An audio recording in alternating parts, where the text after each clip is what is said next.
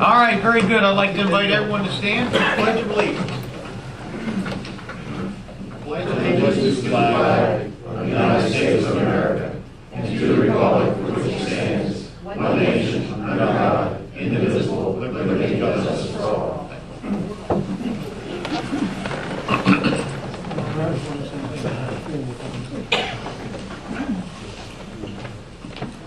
Another sellout crowd in Elkton tonight. Thank you all for coming this evening. I thought the rain would dampen our crowd, but it's a great crowd again tonight here in Elkton. All right, minutes of October 1st, 2014. Do we have a motion to approve the minutes? So moved. We have a motion Second. and a second. Any discussion about the minutes? No. All in favor? Aye. Motion carries. Okay, financial report. Do we have a motion to approve the financial report and payment of the bills? So moved.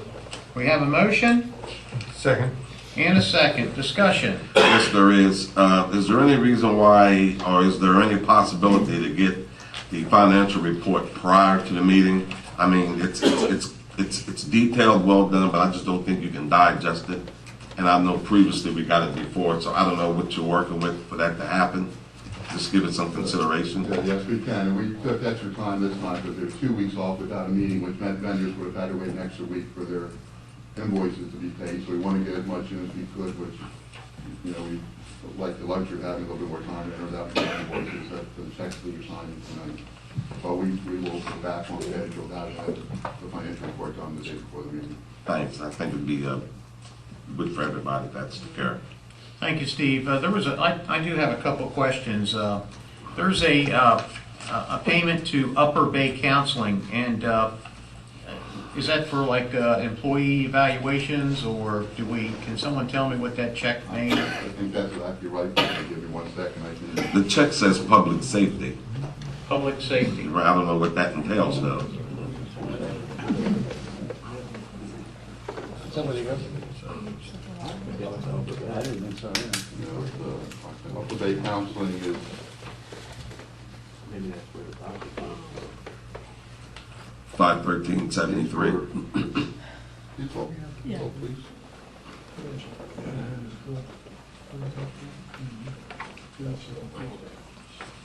Yeah. Candidates for hiring. Okay, so this was, So it's for the evaluation for Okay, those this new is the candidates. evaluation as part of the police hiring process. Very It good. was a billing for 4 individuals. I did see a bill for Clifton, Larson, Allen, LLP. That's our auditors? Those are independent auditors, that's correct. Very good. Just so that our residents know, we're going through an auditing process of Fiscal year 14. 14. So it's very important for us all to have. There was one last one. I saw a payment to Cecil County government. How much was it? It was for Probably $34,000 landfill, monthly landfill. Very good. We pay them independent of their waste management contract. Very good. You answered it. Any other discussion in regards to the payment of the bills? No. All in favor? Aye. Motion carries. Town Administrator Lewis, you were on. I think the first item I have is the revised petition submitted by YMCA for the annexation dated 10/8/14. The previous petition for annexation had the wrong deed reference numbers in it, but it was corrected, and I asked the board to accept the amended petition, the annexation petition dated 10/8/14. Okay, do we have a motion to accept the resolution? Not the resolution. Oh, not the resolution, the petition.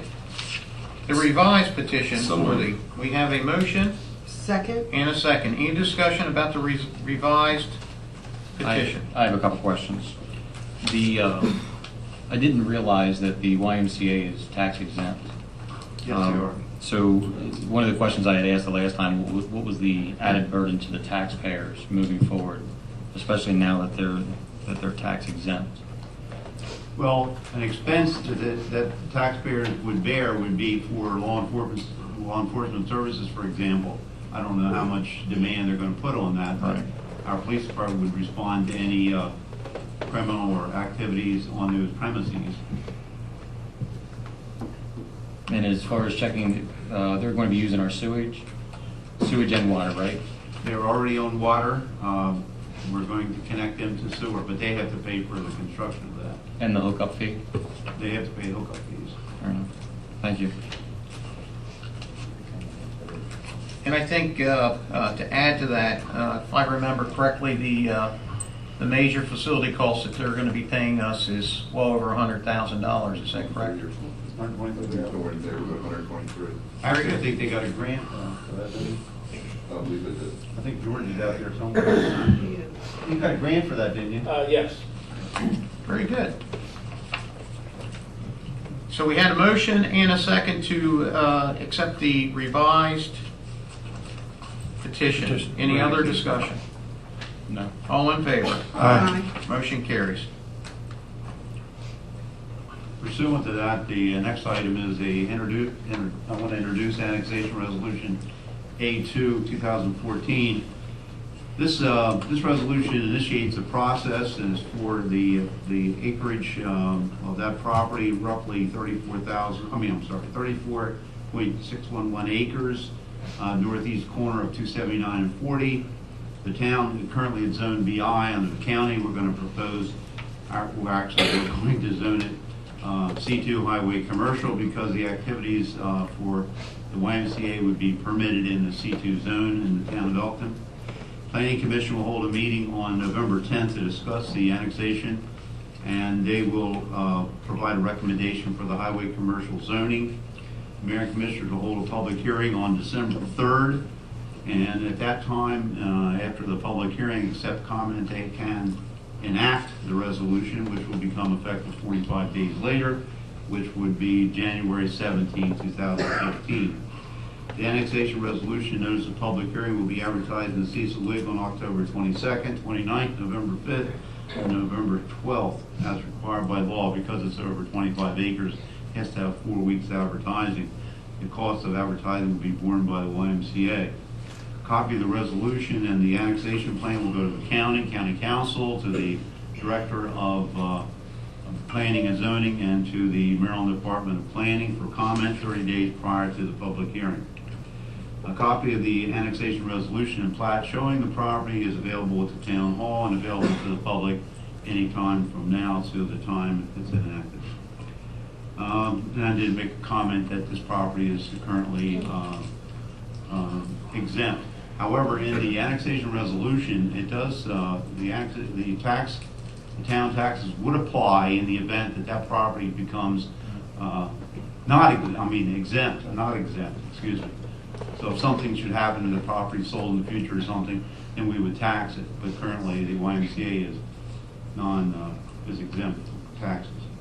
I would ask the board to accept the annexation resolution A2 2014 for introduction.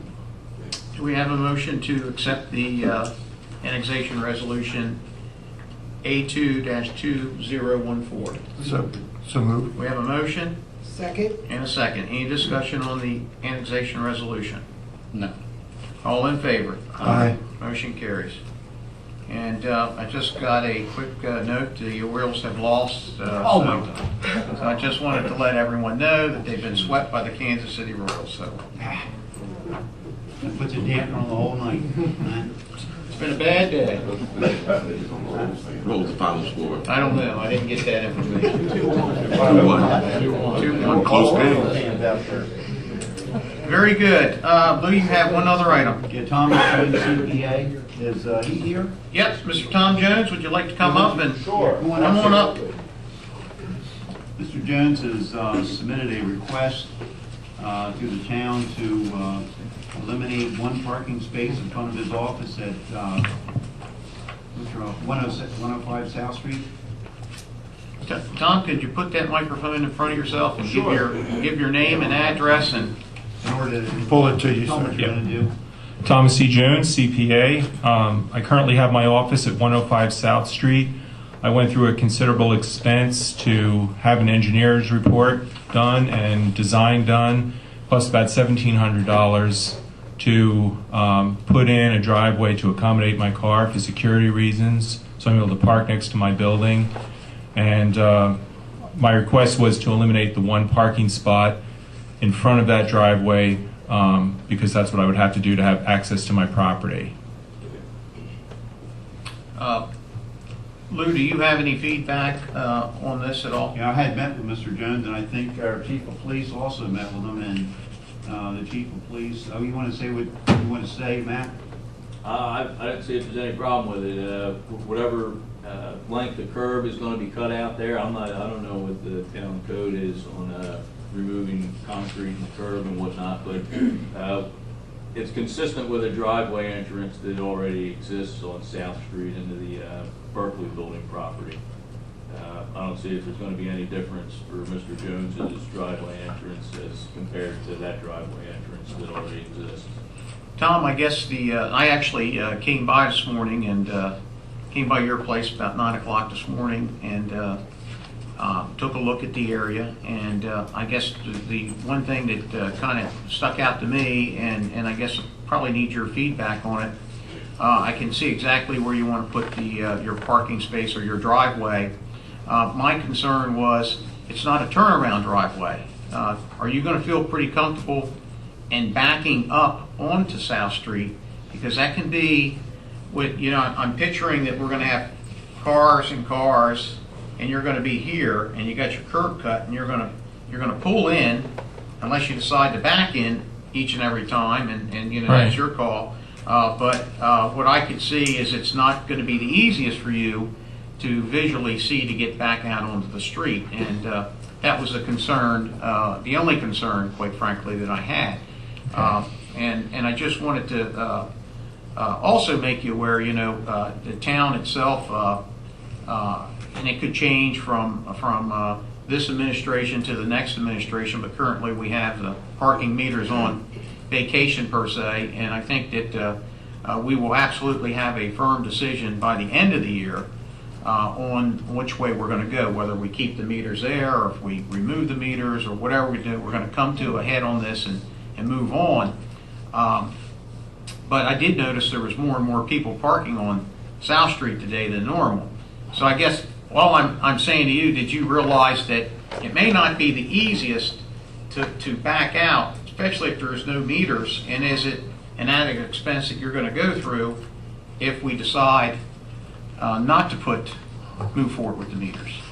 So I'm just throwing those scenarios out to you. Right, I'm aware of that, and I don't think it's a problem at all whether I back in or I back out. You just have to be careful and use caution. And there's a lot of skinny driveways all over Elkton where you have to be careful. There's some that go in between buildings. There's some that go out onto Main Street, and you just have to be very careful. Mm-hmm. There's kids playing around. That's everywhere. You just have to use caution because we're responsible as the driver. So I don't think that will interfere with my driveway. Is there any other questions from the board? One of the questions I have for the parking, is it any law that we have where the parking, where we have that yellow sidewalk is painted for the space, so we allow the owner of that property to be able to make the turn without having a car parked there? You understand the Yeah. yellow paint on the side of the sidewalk? Yeah, I believe it's 6 or 8 feet. Because That's what the existing yeah, driveway. I want to make sure that is drawn out in that driveway so that there's no one parking on this side and that side of you so that you would be able to make that turn safely. Right. That's one of the things I just wanted to point out. Any other discussion? That changes the parking spots then, if that takes place. Because How many there's can be, one- how many parking spots will be there on that side of the street? Correct. Currently, it's one that we would take out to accommodate the driveway. You're suggesting it would be more than that, or? But wouldn't it be one on this side and one on that side? I think the code enforcer, didn't he come down to talk to you? Yes. I think they're the ones that actually make, or okay the plan to put in the cut for the driveway. Chip came down and I looked think at it's it. standard. Yeah, Chip came down and looked at it, and he approved the plan. He approved it, he signed off on the plan, so he's satisfied with the plan that it's to code. Where does that put the town if we change that road for whatever reason?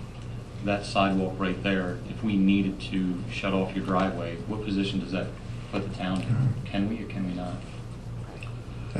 I guess you would ask yourself, what, if you allowed this to happen, what position or what would allow the driveway to be cut off in the future? And just out of curiosity, I'm not against it before, I'm just asking Okay. a question. Well, would you cut off at other people's driveways Their or, property. you know? Yeah. Fair enough.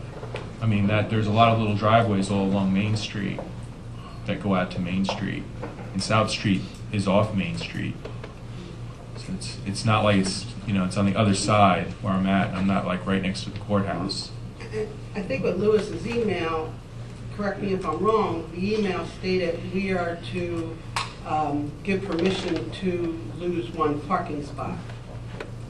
Is that what our job is tonight? Yeah, his requesting the construction of the driveway onto his personal property, Right. which would entail eliminating one space. Right, and that's because the planning and zoning would take over as far as the build of the driveway, the plans in the driveway.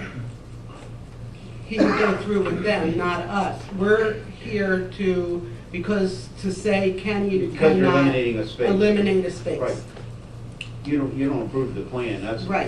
through Chick's office. That's what I'm- Which, American Engineering submitted a plan. Exactly. So that's already been through that, but to eliminate a parking space on a public street, the board Right. should approve that, or not approve it, whenever you choose to do so.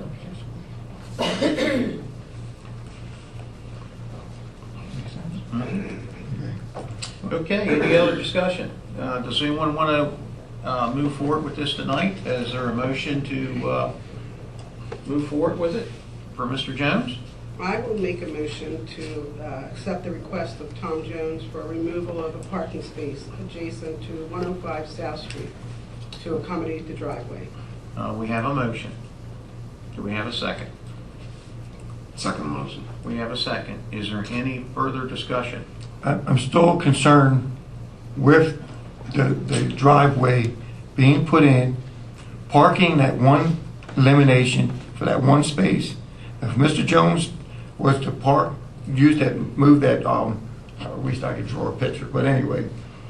I'm picturing him putting a driveway in, the one side, that one parking space being left out, you coming out, making a turn to the right.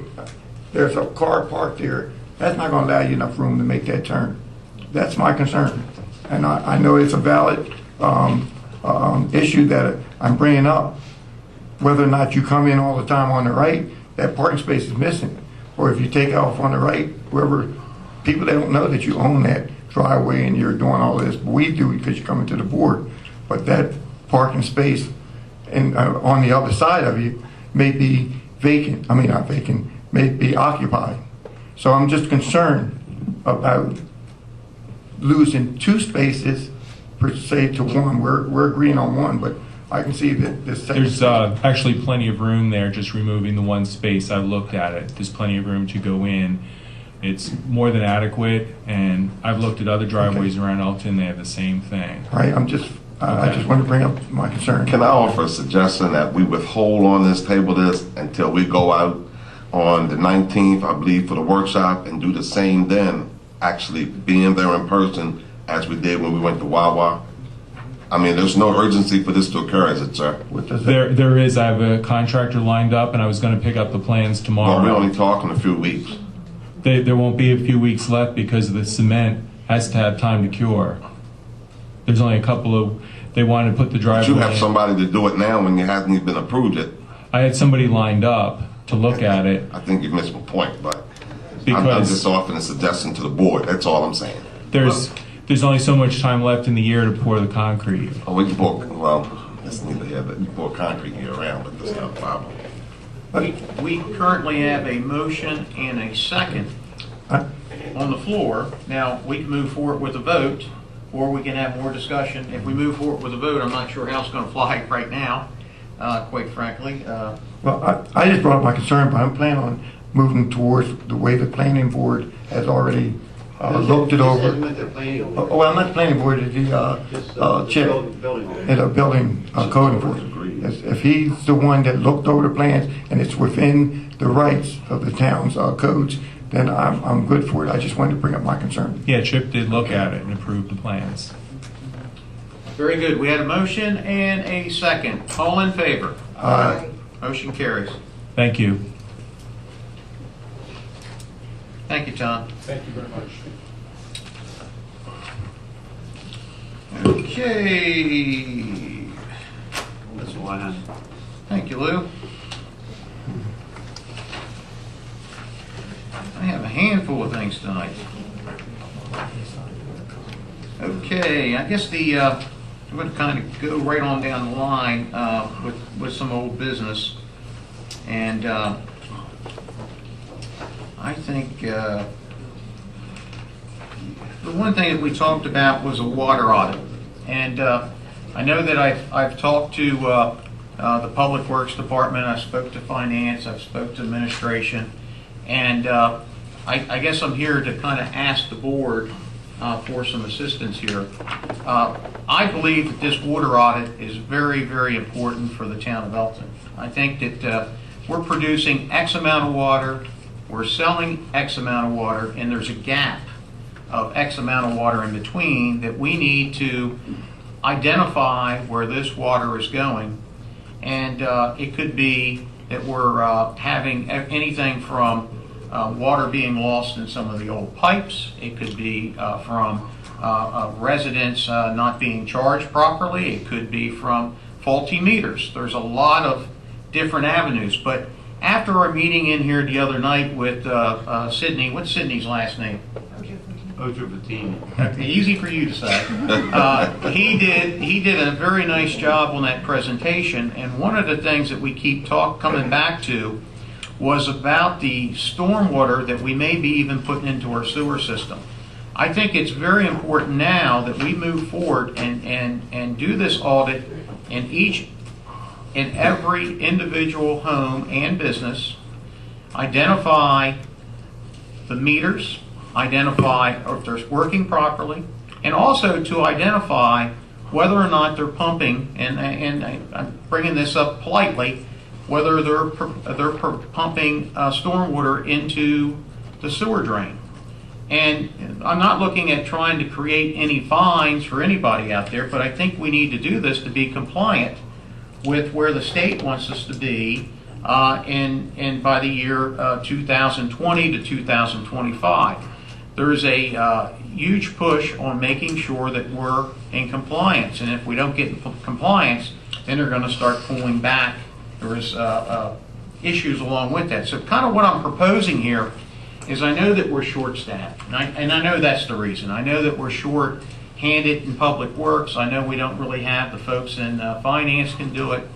But what I think that we need to do is do a request for proposal and detail what we're looking for as a group, and I'm happy to take the lead on this. And let me get 3, 4, maybe it'll come back at 5 or 10 different requests. But I think we should push toward getting, whether it's a bid opportunity to someone like Severn Trent, temporary folks, or even a plumbing outfit, to give us a quotation on giving us 2 people to do this in a period of time. I don't think that there's any, I know that there's a little bit of whether or not this could, I want to see what the bids would come back at, because I don't think it's a 1-month project. It's not a 2-month project. It could be a 3 or 4-month project. And I also know that if we do it from the town perspective and we designate 2 people from Public Works, I'm sure that those 2 people from Public Works will get sidetracked to do other issues during this period of time. So what I'm really stressing is that I don't think that the town, I don't think that we're capable of handling this job because I think it's a little bit more in the period of time that I would be looking for. So what I'm asking the board to give me permission to have the town administrator to put a request for proposal with this, so we can get some bids to see how much it would cost the town of Elkton to hire an outside contractor to come in and do this. So I'm kind of laying it on the table there. I don't know if I'm missing anything, and I will look over, maybe Lou, maybe you think this might be the wrong way to go, and I don't know. No, I can't say that. You're right on point with this shortage of staff. That we have over 6,500 accounts, and Steve and I just recently got involved in checking meters at one place, and it took us some time to do that and go back to the records to check. And this isn't a quickie. It's not a quickie, And it will take some people considerable effort, and even hiring a consultant will involve many hours by the finance department to provide the raw data to them, all the accounts, information for the accounts, and to set up a means in which we can communicate readings that they take and all that with the tie into our records. So it isn't something they can do independent. They have to do it with our finance people, and we only have very few finance people do it. And they're in the middle of the audit, financial audit too. Yeah, I know. I think that this is at least a 3-month, it could even be a 6-month process. But I believe that we can find the right people, and I think we'll go ahead and, I ask the board's support on this, and hopefully there's no negatives on this. But I'll work with Louis and Steve, and we'll develop some type of request for proposal. I think, quite frankly, I think that we could find a qualified firm to come in and work with us, and it won't be as elaborate as we think. But I know that, as you said, 6,500 homes. I also want to know whose property does not have meters in. I can suggest that I know some that don't. Nonprofits being some of our churches. But we need to get those meters in those facilities. Not that we don't know what direction we're going to go here, but we need to know what we're giving away from our perspective. And I'll even take it a step further. We just need to know this. We have to have an accounting of this amount of water to know whether it's being used or it's being lost. And I think that this was one step that we have to do. And so very good. We'll work on that together as a group, and we'll work on that RFQ, and then we'll bring it. We'll get the board to review exactly what we're asking for, and then we'll put it out on bid. It may take us a couple months to get this all together, but I think it's very important to get this done. And I do understand we don't have the staff to do it. I truly do. And it's not because we really can't do it. We just don't have the staff to do it. I actually had I spoke with Delegate Dave Rudolph a little bit today, and he mentioned to me that he had mentioned that he was pretty sure that the town was in discussions about solar panels. And he mentioned to me that we probably need to contact his office, Michelle, in regards to there has been some changes with the state, which is in a positive way for us.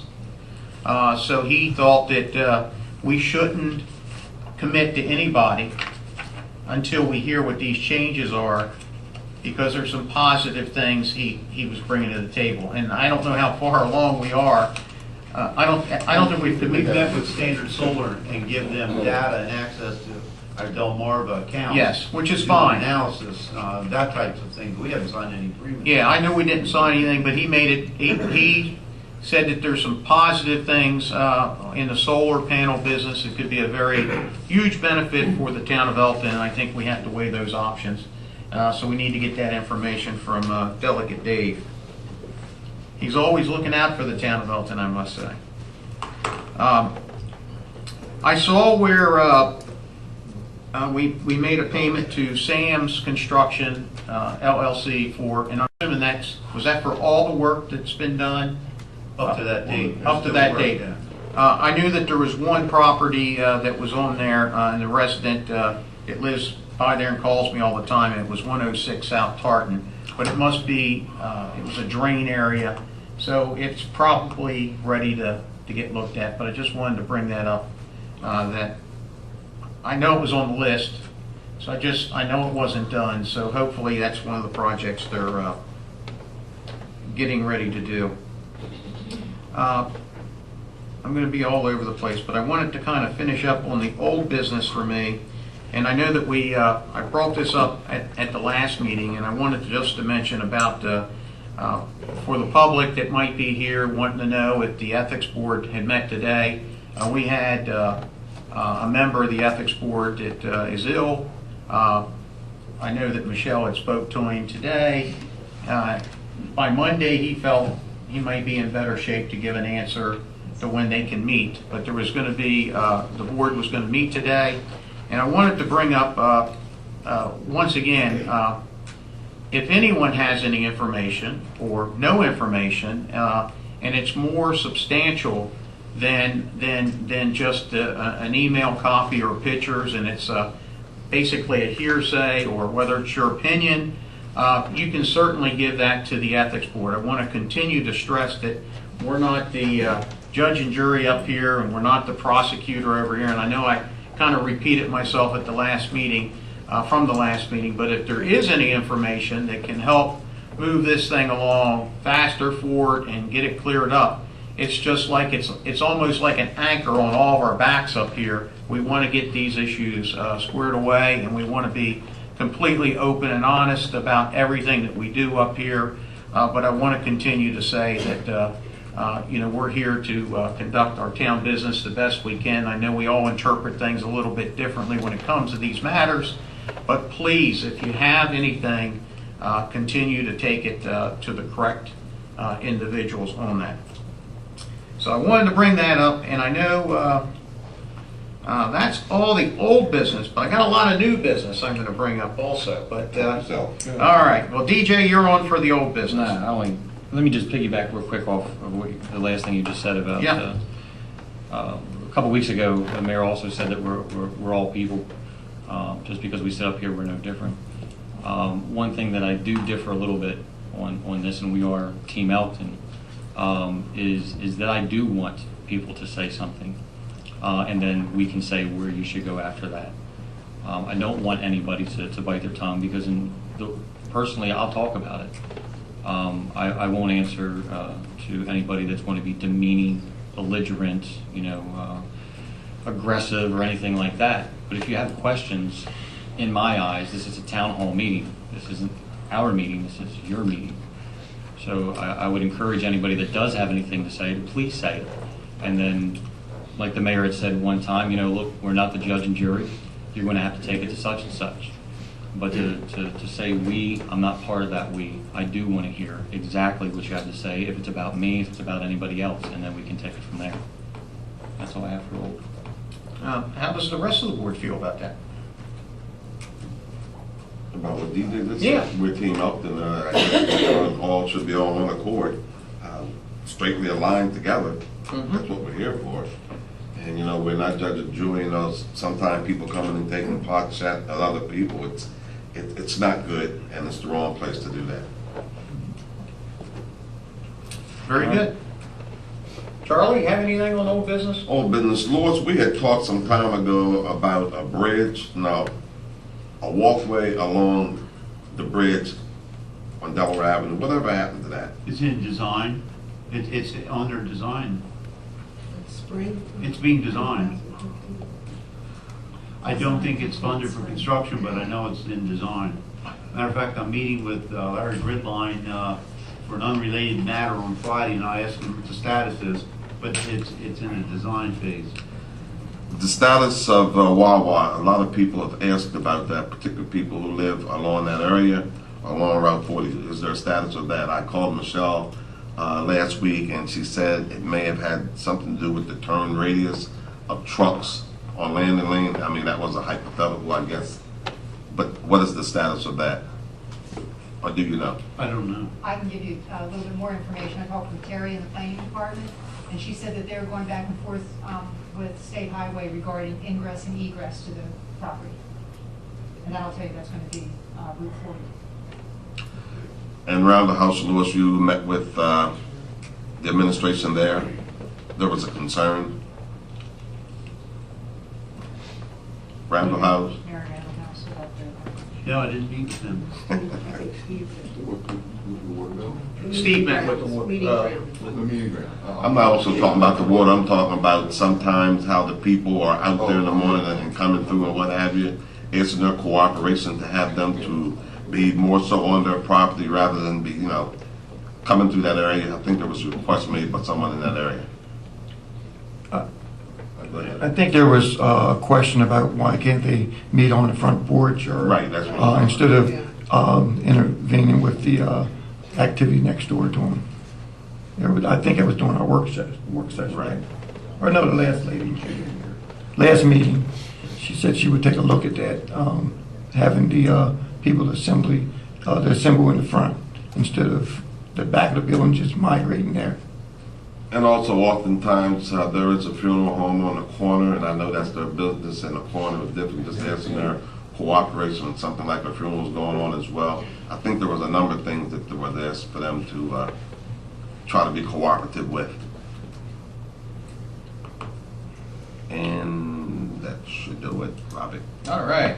Earl Piner, would you have I any have business? a couple of things I want to talk about. Number one, I noticed everybody noticed the signs out on the middle of High Street, the slow down for pedestrian. I think that's working pretty good.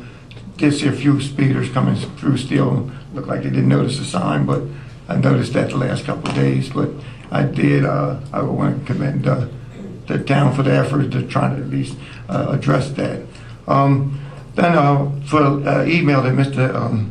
Lemon sent to me regarding a comment I made about the employees of the month recognition. I know that we as the board, we talked about it, and I just wanted to bring some ideas to the board to think about it, maybe moving forward, something that we can do just to identify some workers here in the town of Elkton. And I know a lot of places, the hospital, different stores have different things set up for employees of the month, but I suggested that we, as the town of Elkton, will have the employees of the month, each department head, to try to identify somebody who's done on and above amount of work for their department, to put their name in as a suggestion to pull their name from the hat or whatever. We was thinking about doing this monthly. Maybe we can do something quarterly. Watch over the next 3 months someone that's exceptionally stepped up in their department. And then as we do that, well, I know we'd like to display a picture of them maybe in the front of the town hall area so it'd be noticeable. Give them maybe a dinner for two as a gift of appreciation or whatever we decide as a board to show the thank you to the employee. And then recognize them at our town meeting. I know some people mentioned, what about a parking space? We can't do that because we don't know whether it be somebody down Public Works, somebody from the police department. We don't know. These different departments are not set up like they would in one store. So I'm just using that as I know that was the first thing came up with about a parking space for the month. But I just wanted to say that to Mr. Lemon that I did take that in consideration, and I want to share it with the board and see what we want to come up with to move forward with this. Do you want someone to take the lead on that, maybe put something together? Well, I just wrote down here real simple that, if the administrator does it, then maybe you need to have some criteria. Then there's a lot of ways in which the employees select employees, and that takes away the bias from the person who's in charge of it. That's a good point. And that was, suggestion was let the employees of that department put a name of their choice in. Right. And then Right. we can draw the name. That way, it doesn't just leave it on that department head person. And that's a good point. So I just want to say to Mr. Lemon that was. I have the easy one. I You- was the same person back. You're the same one. So that was one. Can you make sure my name's in the hat? Or your name's always in there. Okay, now, this is one thing that I noticed in the last, I'd say month, maybe 3 weeks, that we've been having a lot of concerns with breakdowns on equipment, vehicles, and I hear all the time, why can't we do something to correct this? And I know, not calling out names, but there's people that are working on certain pieces of equipment down in Public Work. I know they maintenance the police department vehicles.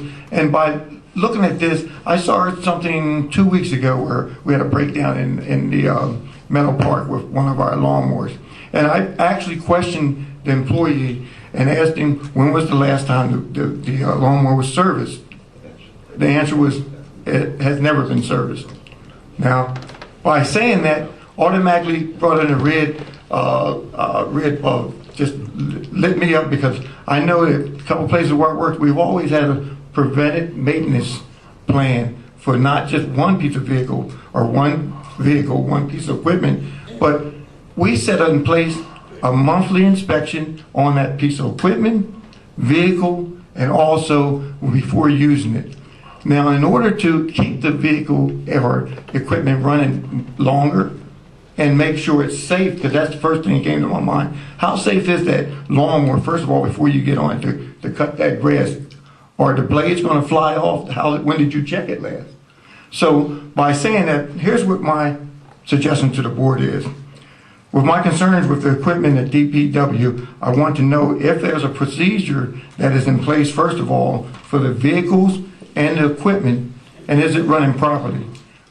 If we don't have a logbook to state that this has been properly serviced, that employee or that operator of that machine should not be running that, because we're putting their life in jeopardy.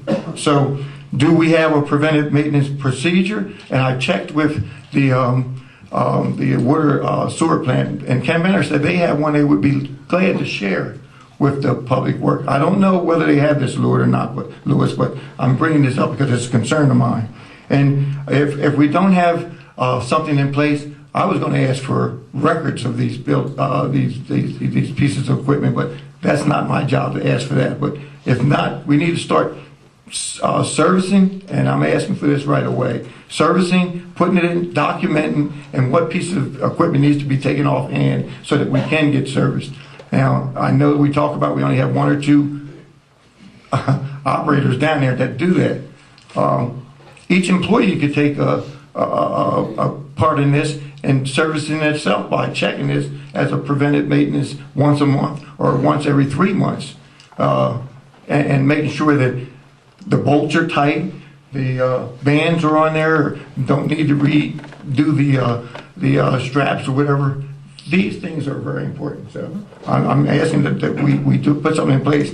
One thing I did find out, when's the last time our service trucks for dump trucks, when's the last oil change been done? We can go to the police department, we can ask for a logbook, and I hope you can agree with me, Chief. You can pull that up and find out when the last time the vehicle's been serviced, right? Steve, Delauder, or Mike. Okay, but for the dump truck, we don't have a logbook. Probably hasn't been serviced for 3 years. So how are we going to keep something for 100,000 miles if we're not even servicing the oil? So I would like to make sure that our vehicles are being serviced. I have the Public Works Director here to answer that. I talked to him today. Okay. I know they change oil and stuff down there. I got to have mine serviced there. All right, well, I'd like to see a record of them then, since you said that. If I could add, Earl, one of the things that I've always been impressed with our police department has been they give a 20-point check. What day do you do that, Chief? Every day. Every day. And in my business, I'm a power tool sales guy. I give power tool safety training all the time. I give fall protection training all the time. And when we go through our training, when you inspect your harness or inspect your power tool, that's done every day. The user inspects it daily, and we normally, for harnesses, the company normally inspects those like every 6 months. And then when it comes to power tools, they're of course inspected every day, and then you have the same type of process. But I think that what we need, and I agree 100% with Earl here, is that we need to make sure that we're following these procedures. I got involved in this a little bit when I first came on board, and I found that we hadn't purchased a new lawnmower since 2008. And I was a little taken back by that as much grass as that we're cutting, and I know our residents on the time You know, it's like an aquarium out there, Meadow Park, and we do the best that we can to maintain that. But you'll drive by and you may see our workers maybe not working as to their expectations. But I tell you, it's not because they don't want to. That piece of equipment is probably broke down. And it goes along with what Earl has said, that I know as we move forward into next year's budget, that's one of the new equipment side is something that I definitely want to address with our team here.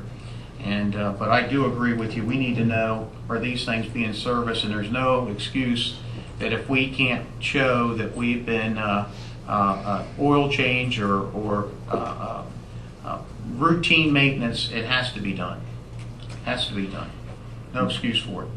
But you know, I think what you're both saying is it's very important. I think it goes right back to what Bob Litzenberg said a long, long time ago, if you have a purchasing agent, because a lot of those things would fall under that person's domain as far as when the things were purchased, including the vehicles as well, how they're being maintained, and exactly knowing what type of inventory you got for the town of Elkton. I mean, that even goes from the number of wrenches you have and the number of whatever. So it would fall under somebody's umbrella, that same thing you just mentioned. Very good. Anything else, sir? No, that's it. Are you done? Yeah. Mary Jo? I think everybody took my whole business, but I did want to mention the first Friday in class of 1984. This board did an alcohol waiver for downtown that night. What a wonderful night it was. I want to thank all the business owners that were part of it. I've never seen that many people downtown. It was absolutely incredible. So I know a few of you were down there, but it was a great, great night. So I hope to see more of those. And that's all I have. Yeah, well. Okay, let me sign these two pieces of paper here, and then I'll talk about new business if I could. Just the one side of the introduction. Just for introduction, that's why I have to sign for introduction. Okay, very good. The one thing I wanted to talk about, at a couple meetings ago, we talked about rescinding the Town of Elkton Code Chapter 5.12 for taxi cabs. We had John Downs, our town attorney, review it. There's a lot in that ordinance in our charter that's all over the place. It was written probably in the 20s, early 30s, and it talks about how the town is regulating taxi cab drivers. John has found out that, identified that the state of Maryland has all these procedures in place, so the town is probably more at, it's probably not a good position for us even to be involved in the taxi cab side of the business. Is that correct, John? Is there anything that we need to add to that? No, it's way out of date. I mean, 30 years out of date. It would need to be completely comprehensively rewritten. And there just doesn't seem to be the need because the state regulates the operation of the cab, operates the selection and behavior and licensing of the drivers. All aspects of the cab operation are regulated. And so anything the town might do would be simply redundant. Doesn't seem to be any reason for the town to regulate it. And I would suggest that that be repealed. Very good. Is there any questions or comments in regards to that at all? I think it's a great idea. Okay. Lou, can you move forward to however we need to do that so we can bring it up? I can bring it to the board to be repealed. Very good. I think that's very important. Let's get that, let's lower that charter a little bit. Okay, Earl had mentioned a little while ago about how nice and how effective the crosswalk in lane signs are working, and I actually paid attention to them too, and I got a compliment right away from the one that was on Howard Street. I think that what we need to do along with that is we need to repaint those crosswalks where those signs are, give it more of a splash. So I guess I'm asking when we can, Lou, maybe we can get Public Works out there to repaint the crosswalks where we have, not only necessarily where we have the ones with the signage, but I think all crosswalks need to be identified a little bit stronger than the normal lines. Everyone good with that? Yeah, you know, on Howard Street, there is one, don't you, is there possibly to get another one or two, particularly during baseball season, further down? Because as you all realize, on High Street, the traffic does slow, and the same protection you want to give those kids on Howard Street, particularly during baseball season. I think we'll get Dan, if we could get Dan maybe to get a price on maybe 10 more of those collectively and see what kind of quote we can get on them. All righty. Talking about repainting, I asked Michelle the other day, and Lou, it could go hand in hand with you meeting with the state. Our Bridge Street Bridge and our North Street Bridge, to me, are in definite need of some maintenance, whether it's the state coming in and I know there's no more grass growing on that bridge right now as the weather's changing, but there needs to be some caulking of the curbing and the sidewalk on the bridge so that there won't be any more grass coming up through. But I also believe that the fencing material and the bridge itself needs a painting. It looks pretty shabby, if you ask me. It's a state responsibility, and I know Michelle's on it. She sent a note over. But Lou, that might be something you can kind of bring up in your conversation when you meet with them. Trick or Treat Day is October 31st from 6 o'clock till 8 p.m. And we are following the same day as the county. Right. So just wanted to make sure everyone was aware of that. So all through the county, it's going to be trick or treating on the same day. I know sometimes it's been different dates. I wanted to mention that I went to the Rotary meeting last night. They asked me to be one of the guest speakers, and I spoke a little bit about the town, a little bit about what we're doing, where we're going, and it was very nice. They're always looking for guest speakers, and I would almost recommend it. Every member here on the board and maybe the chief of police, try to get yourself invited and speak a little bit to the Rotary organization. Great organization.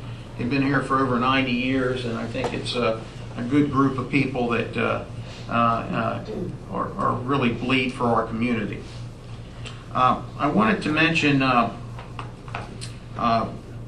had Steve Repo, you sent out a note to the board, and you sent it out, I think, to the department heads about, we're getting near that time where we need to start planning for next year's budget.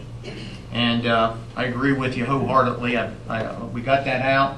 But a couple of things I really want to bring up that I want to bring it up to you so that you can make sure that I do it correct. I don't want to use the wrong words here. That here's what I want to follow.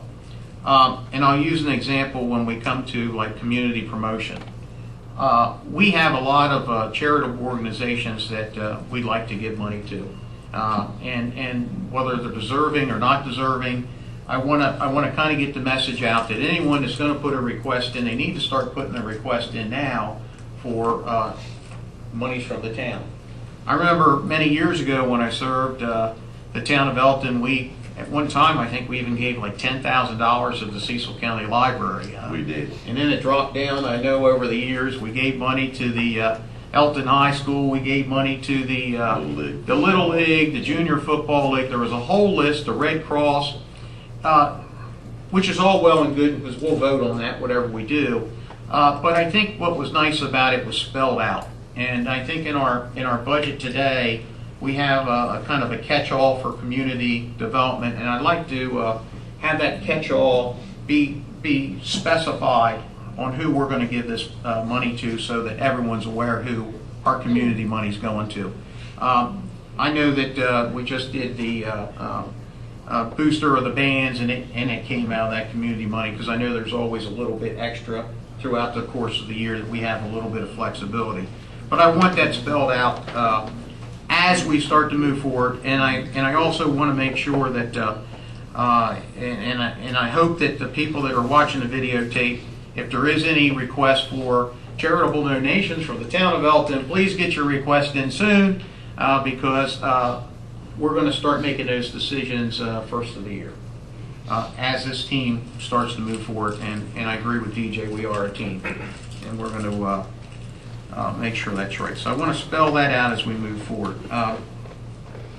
Also for budgeting purposes, and I think there's no one that loves events more than I do. I love recreation, I love events, and if it was up to me, I'd like to have an event in Elkton like we had for the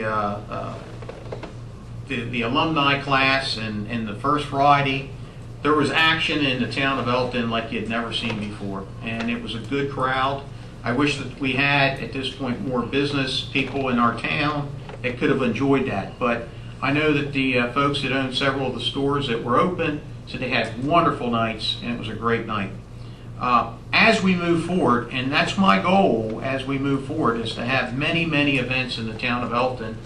I think that we need to have, and maybe we do, and correct me wrong if we're wrong, but I'd love to see some type of checklist. And in this checklist, whether it's an event, and I'll use an example, the color run that we just had from the hospital the other day.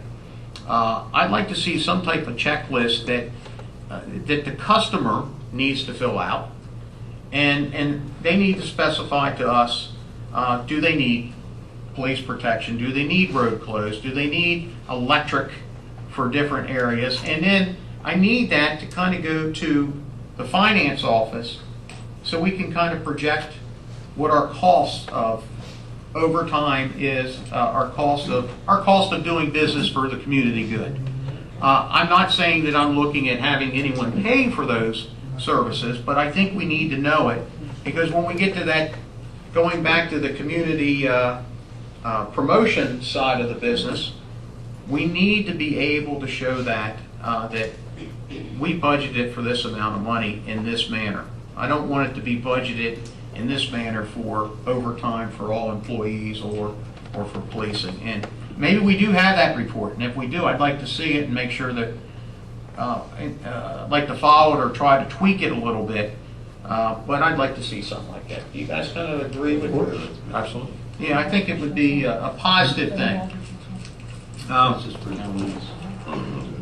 So that's for all future events, and believe me, we're going to have a lot of events, and there's going to be a lot of these little checklists going on. Let's see, I think I touched base on everything other than, I did have a request earlier today that the town, we really never make the public aware of what the town of Elkton has in their funds.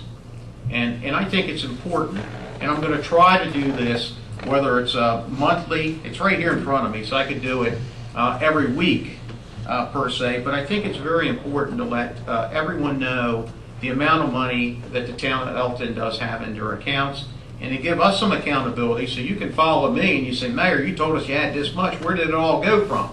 It makes us a little bit more accountable. And it makes everyone aware of what we have. And I want to make sure that everyone realizes this is a kind of a cash on hand. It changes. Like right now in our general fund, there may be more money in that general fund today because we just recently have collected county taxes. So we received a lot of county taxes, but now the rest of the months, for the next 5 or 6 months, we may be having monies taken out. We may not have as much revenue coming in as we have going out.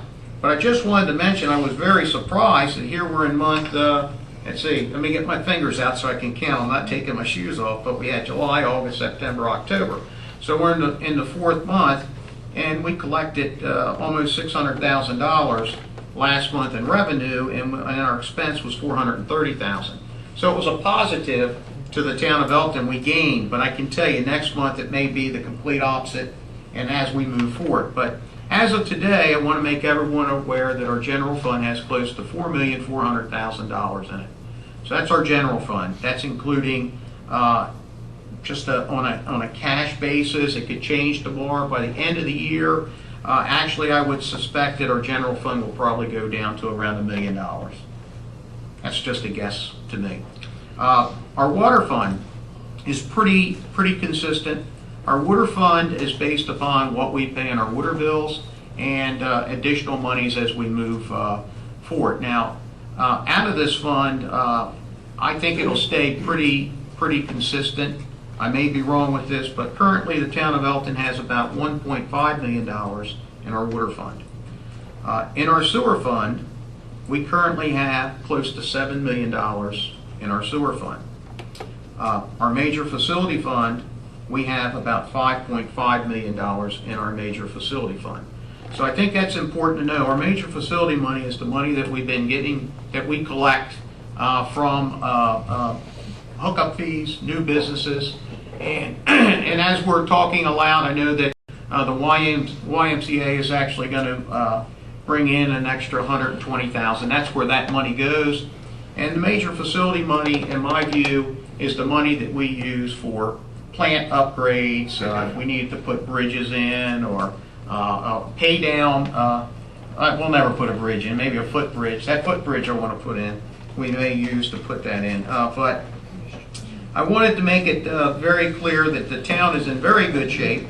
A total of over $18 million are in these funds when you collectively add those up. And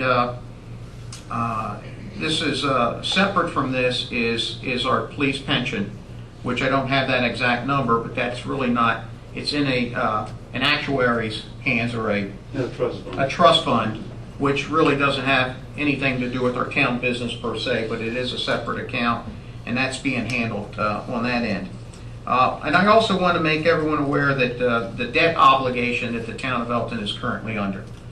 We have a principal balance owed to our general fund of $1.4 million, almost $1.5 million is what we owe in our general fund. That's vehicle payments, loan consolidations.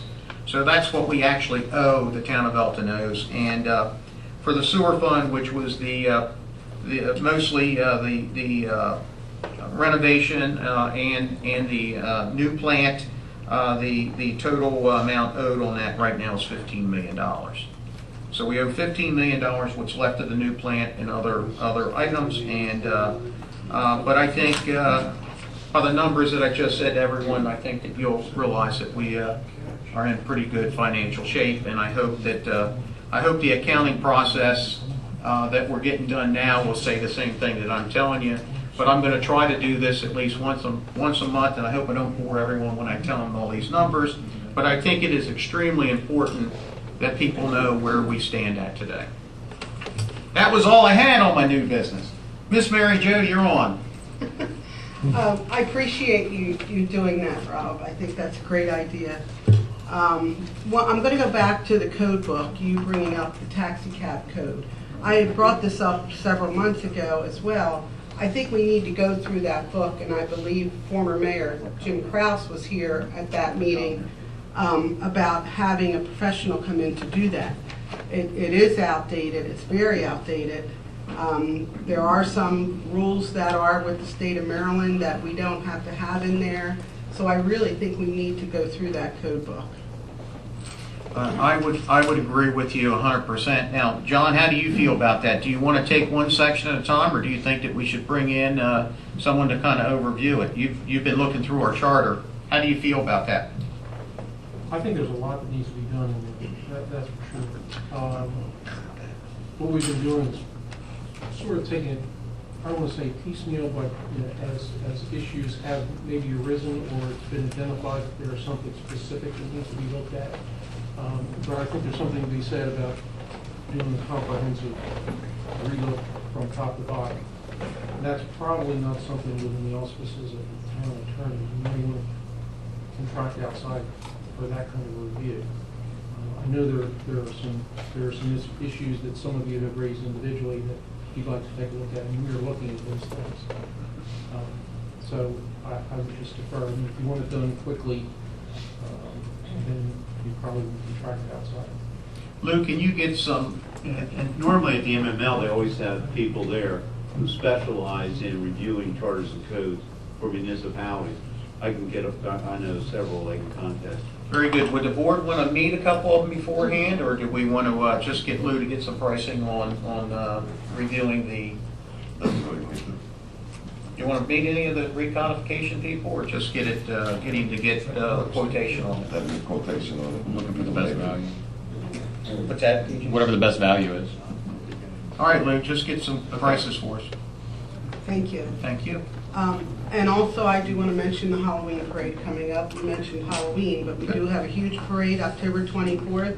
And the judges this year are the Three Stooges. I won't tell who they are. Can I say I'm curly? I wasn't going to say that. But it's a great night, so come out, bring your children. There's over 600-800 children in the parade, and we have lots of floats this year, so come on out. And that's all. Earl, you good? Charles? A couple of things. I agree with you when you were talking about trying to find the accountability of missing water. Steve and I talked about that, I think, on Friday night, and it's a good idea to find out where it is. If water's missing, then, have some idea where it is or what it's going about. Also, Jimmy Nicholson, he's here. I wanted to acknowledge him the other night for the service that he's rendered to the town of Elkton. I think Minahan did a great job in helping that along. I know you were the proud person at that time, and again, it's great that you have been here for so long and still strive to do what you can for the town of Elkton.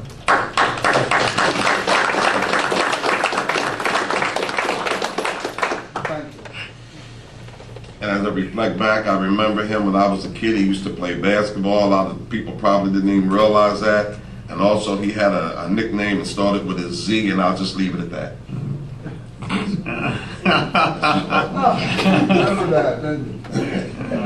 DJ? All right, I have 27 things. All right. I'm just kidding, 28. I only have a few things. I want to piggyback off of Earl real quick. I like the idea of acknowledgement of employees. What I did a little differently was we asked the employees to find cost savings, policies, procedures, things like that could streamline. And then what we did as department heads is we all got together once a month and we looked at them. And we used a lot of them, especially in the downtime back in 07 or 08 when the economy really went the other direction. We just had, everybody had to tighten the belt.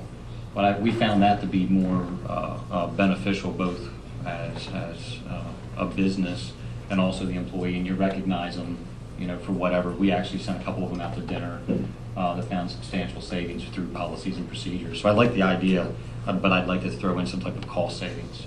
I think that's a good point. I am not an elected official. I am an elected official, but I am not a politician. So the next two things, if there's any true politicians in here, are absolutely going to hate me. Term limits for elected officials. I'd really like there to be term limits. My suggestion is 12 years max. And I don't care what the combination is, commissioner, mayor, and or such. I just think that it's everybody's town and everybody should have the opportunity.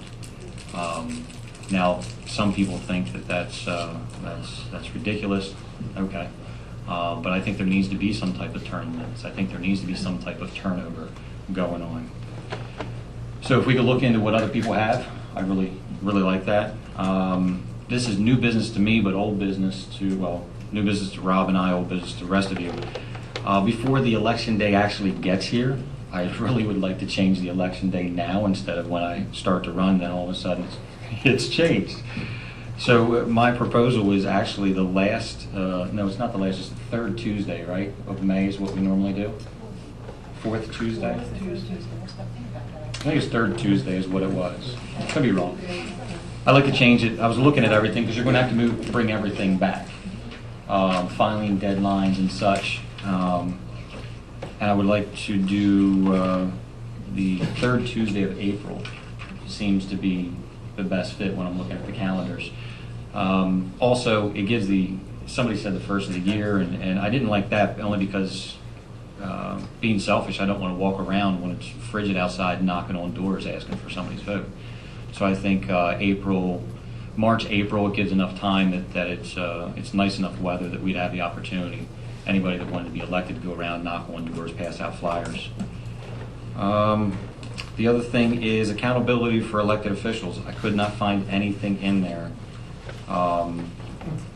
or point me in the right direction as far as the accountability for elected officials. Go ahead. An election.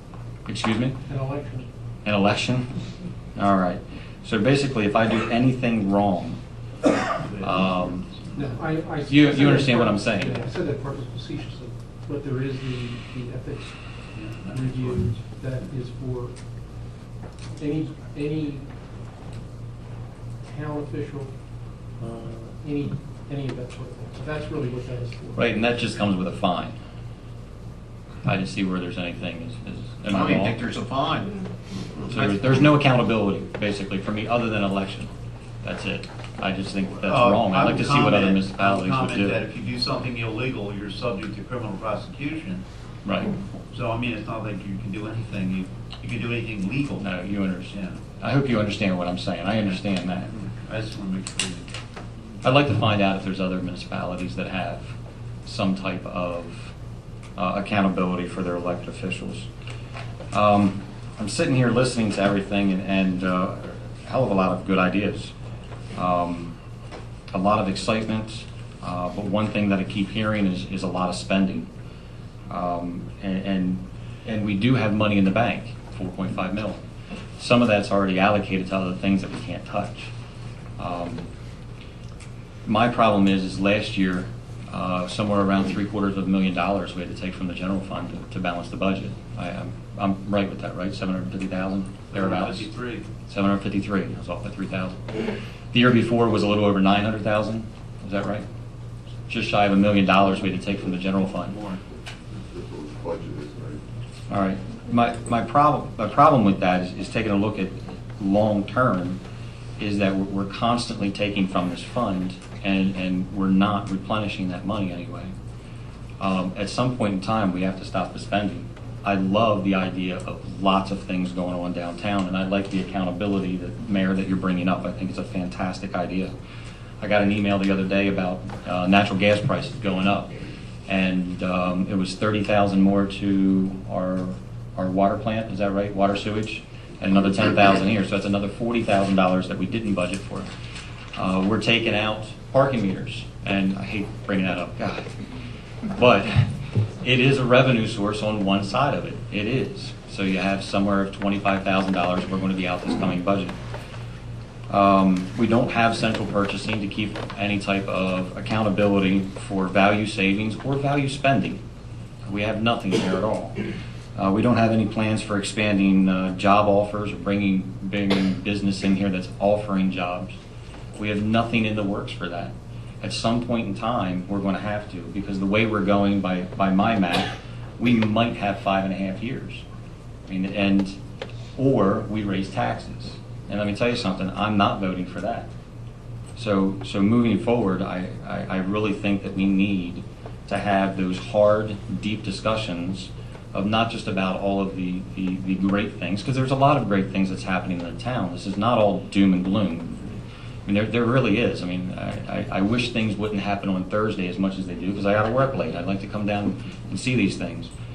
But moving forward, we need to have a better game plan that's in place right now. I would like to personally change some of the things that are in the budget right now. I would like to freeze, other than essential personnel, any type of promotions, to get a good grasp on what's going on once we come into the next year's budget. I know that there's a reconciliation that's going on right now, that we brought over $753,000 from the general fund. We'll find out how much we actually used of that, how much we can put back. I know that DPW is shorthanded. I think that coming into the winter months, and I wish Dan was here, if somebody else has been here longer than me, I don't think that we need to hire those people that he's still looking for during the winter months. Is that right? We don't need the grass cutters, we don't need anything like that. I would say it all depends on if we want to get the storm drains upgraded, and if we need bodies to do the general maintenance that we're so far behind on. And that's a decision the board can make. I mean, believe me, these are hard decisions that we got to make, and they're not easy. And I would say that out of the $10 or $11 million budget that we have, I wouldn't be scared to say that $10 million of it is probably operational and payroll that's fixed. There's probably only, from a purchasing standpoint, the amount of, I think it's very minimal. I wouldn't even be scared to say, well, when I say that, I would say it's well under $1 million. Probably even less than that, probably about $500,000 in what we actually purchased. And that's something we can get a firm number on, and I'm just shooting off the hip here. But I think most of it's tied into our contract with, whether it be Severn Trent or Waste Management Services, landfill costs, but most of it is probably personnel and the payroll side of the issue here. And Well, speaking to the payroll, there's a couple positions in DPW that personally I don't think need to be filled. There's a couple positions in the police department that don't need to be filled, primarily at the top. I mean, we're looking for people to put more on the street. We could take that money and put more people down below to put them out on the street. I know that there's officers that we're promoting right now up to corporal and sergeant. I know that you have an assistant police chief position available, and I would like to eliminate that position. I would like to eliminate, there's 2 positions in DPW I'd like to eliminate. I know that or freeze them until we can actually get a good grasp on this. There's a lot of things going on right now that I'm absolutely uncomfortable with as far as the spending that we need to slow down. well, I would, I will say this, I would differ that we are such bare bones on personnel that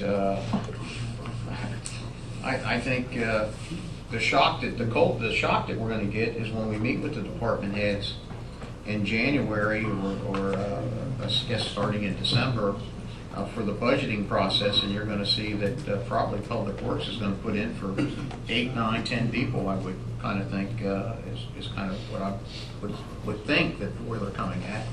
I'm not sure how many officers we're still short. 7? 8. And we have the same amount of personnel here. In fact, I will tell you, I think we're 2 less personnel. In 2002, when the town was about 10,000 people, we had about 101 employees, and I think today we got 98 employees, and we're at almost 16,000 people. Good, bad, or indifferent. Maybe it was poor on, I could get here, maybe we just had too many to start with. But I believe our services have really suffered. I believe they have. Now, it comes down to the public. If the public thinks our services are up to par and we're getting what they want for the bang for their buck, then there's no one that would be any more upset at cutting budgets than me. By any means. The issue that I have is that we're $750,000 in the hole. I mean, not in the hole, excuse me, that we borrowed from the general fund. We had to borrow from the general fund. To hit the reset button, looking at the business model, hitting the reset button, there's so many moving parts right now that I don't want to fill a couple of those positions. If we have public safety problems, then don't fill at the top, fill at the bottom. If we have DPW problems as far as hiring somebody down there that can do the job, then definitely let's outsource it a little bit, but definitely put it out on bid though. We can't pick and choose who it's going to be there. But even get back to square one, we have to come $750,000. So that my point right there is just we have a lot of hard talking to do. Well, I think as we get to that budgeting process, right now we have a budget in place. We can certainly amend the budget at any point. We can change it. And if this group wants to amend the budget in any way, it only takes 3 of you to amend it. And I can tell you, I'm not in favor of cutting anybody. I can't see it in the long run for us to cut any additional bodies. And I look at I feel as though, on one hand, I want to go back and say, I felt that we've been overtaxed in this town for years. And we're using that money today that was there because there was too much money to be there, and you're kind of bringing it in. I also understand the cycles. I know that the state of Maryland, during the bad recession, kind of put a number to the town and said, listen, you need to have about 25% in reserve for these bad times. I think the times are getting better, and I think that a lot of that's going to take care of itself. Do we use, what do we do with that money? I still look at, didn't we give it back to the people? We give it back to the people and just. The way we're going right now, there's going to be nothing to give back to the people though. And we just continue, what you're saying is you want to cut the staff down to where we have about No, 20 no, people? No, not at all. I'm saying that certain departments are overstaffed at certain levels. I don't That's see what I'm that. talking about. And then on top of that, you also have duplication of man hours on certain things. Why don't we spend a couple dollars? And I do agree with the maintenance program. There has to be a log. The police department has a log. I have a log. There's got to be a log down there at DPW, and we hold the accountability to those people. The other thing too, I've asked many times, do we make right-handed turns? And look, some people are going to laugh about that. Do you make right-handed turns with DPW? Big corporations do that all the time because they save on gas. And that's what this is we're trying to save a little plus a little plus a little equals a lot. You know, and it just seems like I'm becoming a broken record. Where hope is not a plan anymore. I hope the economy gets better too. But when it does, what do we have in place? We don't have GM. We don't have What do you recommend? What businesses are you going to bring? Help me understand. You're bringing it up right now, Commissioner. Please tell me what your plan is. And I'd like to hear it. How can we get jobs? Listen, there's no one here that wants more jobs than me. I really do. I'm out every day. And it seems like you're taking a shot at me because I feel as though... No, absolutely not. Absolutely not. I'm not taking a shot at anybody. Well, I'm just saying that these are the hard questions that needed to be asked, that I sat out there asking everybody that was sitting up here these hard questions. All right, what are we going to do? I mean, we talk about the homeless, but we don't really talk about the homeless or the issue that we have with that. We talk about the drugs, but we really don't talk about a plan with that. We keep doing the same old, and everything that I keep hearing is that's the way we've always done it. Well, I'm sick and tired of hearing that's the way we've always done it because look where we are right now. You know, there's a lot of great people with a lot of great ideas here. If you want my idea, I keep on trying to tell you time and time again, let's go hire a true economic development director that can actually do something here. Or have the Alliance come in with a plan that there's equal representation through the whole town, not just a couple roads. That's the only way we're going to do that. Then if you want industry to come in, what kind of land do we have for industry to come in here? We have some brownfield up here, the RMR building. You have some stuff down over there. But what about Triumph Industrial Park? I don't know if the county will let us do that. You know, but what about them? Then we can go to them saying, hey, we have something. It's right off of 95. I mean, they're not town limits. But we can, that's why I said go to the county and see if we can annex them in. The county owes us money right now. You saw the email today. Why don't we negotiate with them? Make the taxpayers whole. Maybe we can get something like that. But look, all of the other stuff is great. It really is. I mean, I had a great time at Fall Fest and coming down and seeing everybody and man, running through town with the dog now. And it's fantastic. But I'm telling you now, this business model is wrong. It has to be tweaked. And if it's not tweaked, we're going to be in a horrible situation going forward. You know, look, that assistant captain's position, bogus. Take those people, put them at the bottom. Put more people out here on the road and stuff. Put boxes on the DPW trucks. Find out where they're going. Are they making right-hand turns? How long they're sitting there? How long they're coming back? One person has to go pee, then the other person has to go pee. Why doesn't everybody go pee at one time? You can keep accountability of everything. You know what I mean? Shake your head all you want, man, but I'm telling you, huge corporations do this day in and day out, and they're successful. So Very good. I'll regress. Yeah, good. Thank you. I would like to comment a couple things, DJ. Sir. And again, we all are up to our own opinions. But number one, the promotions, freezing promotions. Some people have worked 20 years to get to where they're at. Mm-hmm. And I want to start by saying, number one, we're under new leadership. And leadership is going in a different direction than what was in the past. fine and dandy, but the thing is, if we as a board are gonna go along with what the new leadership is going to, I'm sorry, talking about as the mayor. Sure. Then we have a say into that. And right now, you're talking about cutting promotions that people have worked diligently to get to, and that's kind of hard to do that, to freeze that for somebody that's worked all these years. Now, you wouldn't want that in your company to happen to you right now at that time, but I'm just stating that I'm fine with it. on that.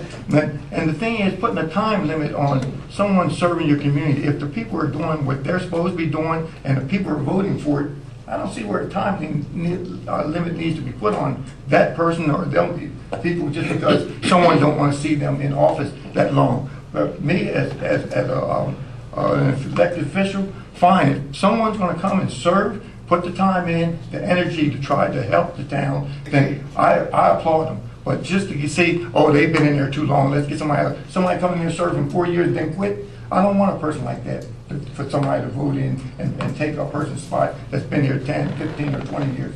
That's my opinion on that, so.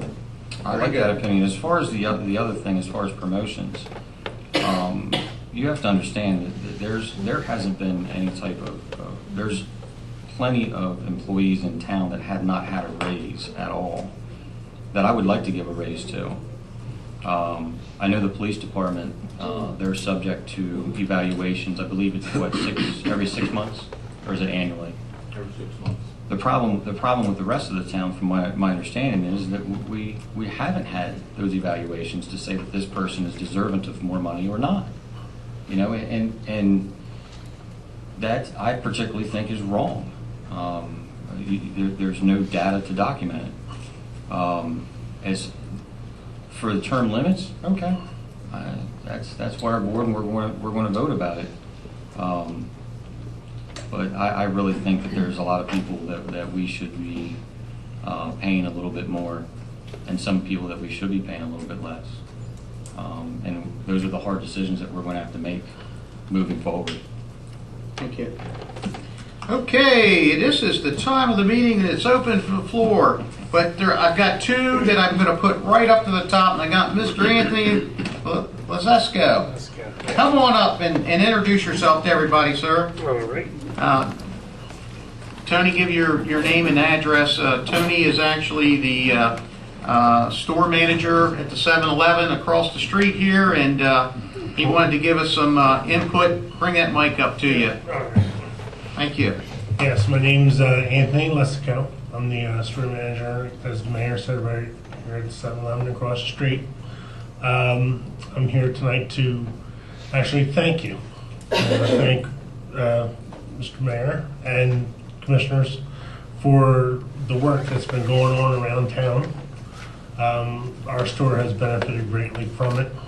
Our sales right now are at an all-time high from a lot of the workers that come in breakfast, lunch, even on their way home. It's been a tremendous push and help to our business. And on behalf of 7-Eleven and myself, I wanted to say thank you and just sincerely hope that it will continue.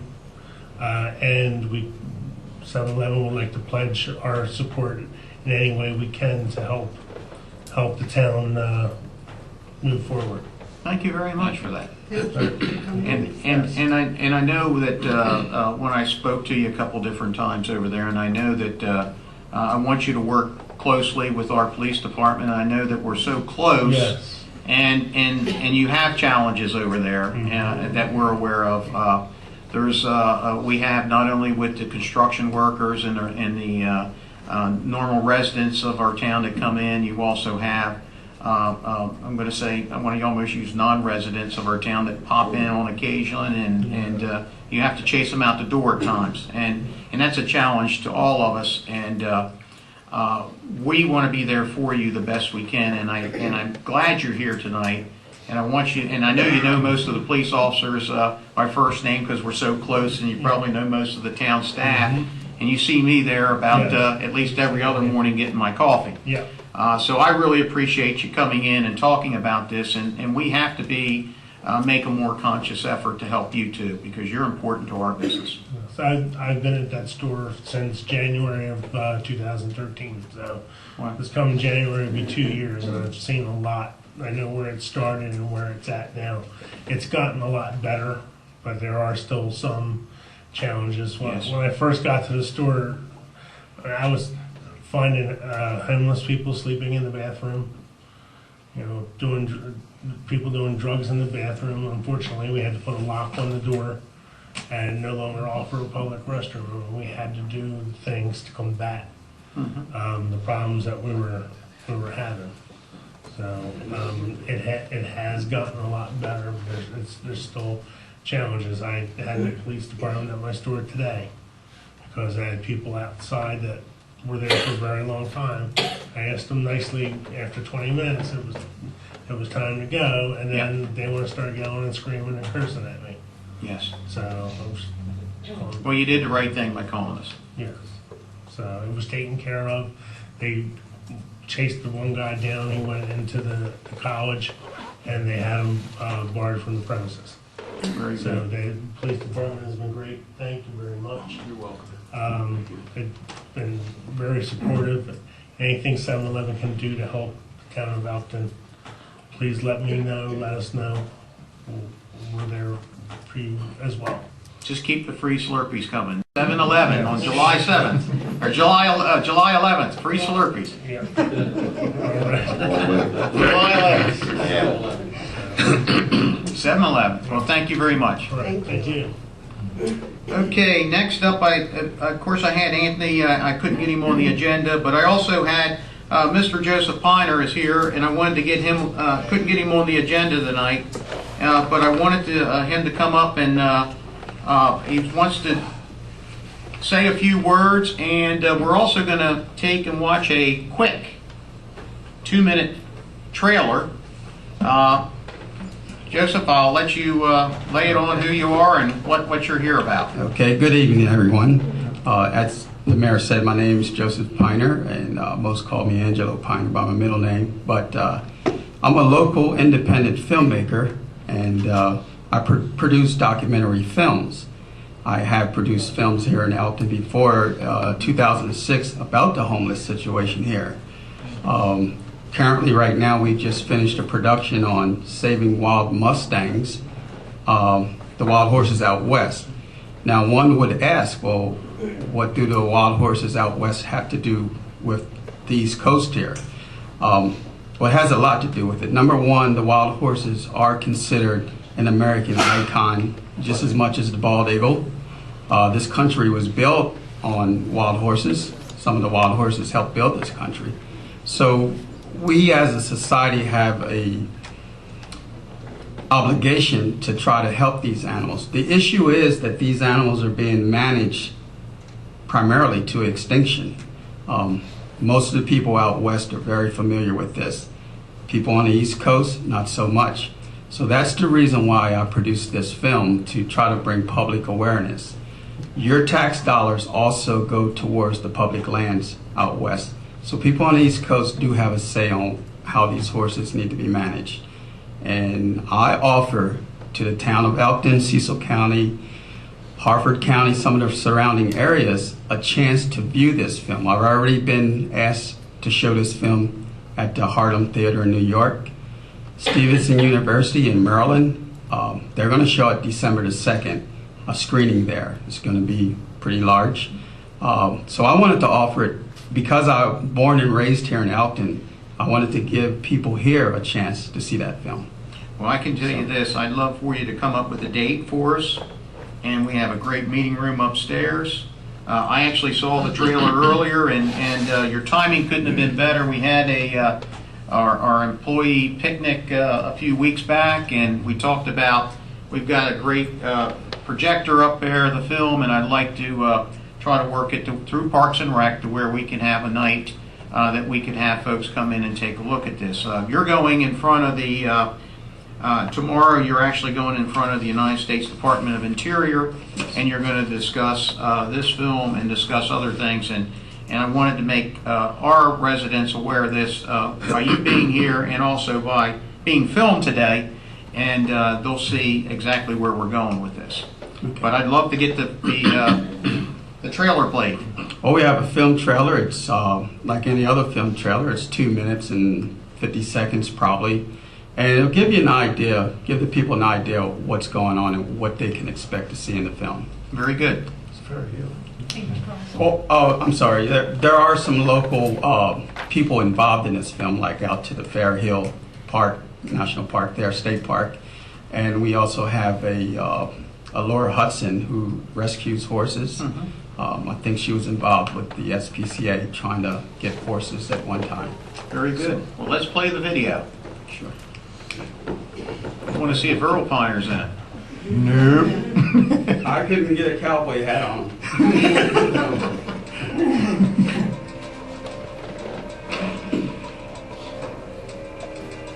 Wild horses, they were here before we were. They had every right to be here. We've come in and we've fenced off their land and we've taken away their natural habitat. And therefore, we should have to replace that. BLM needs to manage these animals on land. The reproducing birds need to be, their predators need to be protected so that there can be a natural balance. What our responsibility is, again, is to make sure that they are in harmony with the carrying capacity of the land.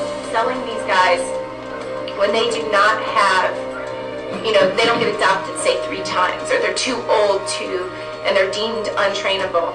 And we sell these guys for $10 a horse. If range managers were left to their own devices, ultimately you should euthanize them, a good number. A lot of ranchers, I think, will definitely feel that, hey, this is my livelihood. Stop it. This is wrong. There's so many other things that we could be doing with these horses and saving them for either, one, letting them go free. Tonight, the calls to stop decimating our wild horse population growing louder. Americans are becoming more and more outraged. There are no horses that are like Mustangs. They're the smarter, most loyal, devoted animals you can have. Somebody once said that. A Mustang picks per person. I got 3 horses that picked me.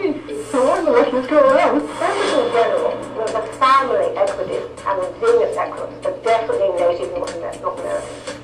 And they really ought to still be here in North America. This is failing. Nevada is an open range state. It's a fence-out state. Well, number one, they're not hurting anybody where they are at. They are a symbol of our West and our heritage.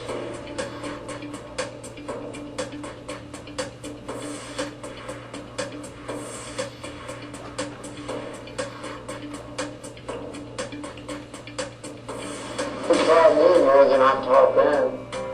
I kind of feel like it's a reward to them to get them trained and placed in a good home. I know what it was like to be on the inside. I want them to be free. Horses and burros living in the Spring Mountains here in southern Nevada aren't likely to remain free much longer. Anyway, let's free. You want to see a herd. You want to see a bull. You don't want to... Yeah! And another herd.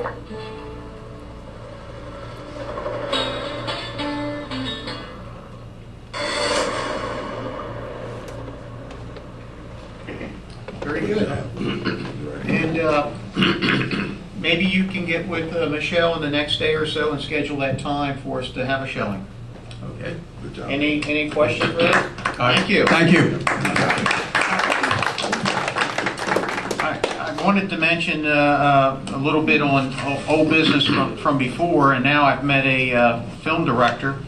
At one time, Lou, we mentioned, I think that Mayor Fasona's idea of the prescription drug or the drug box that's out there has been fantastic.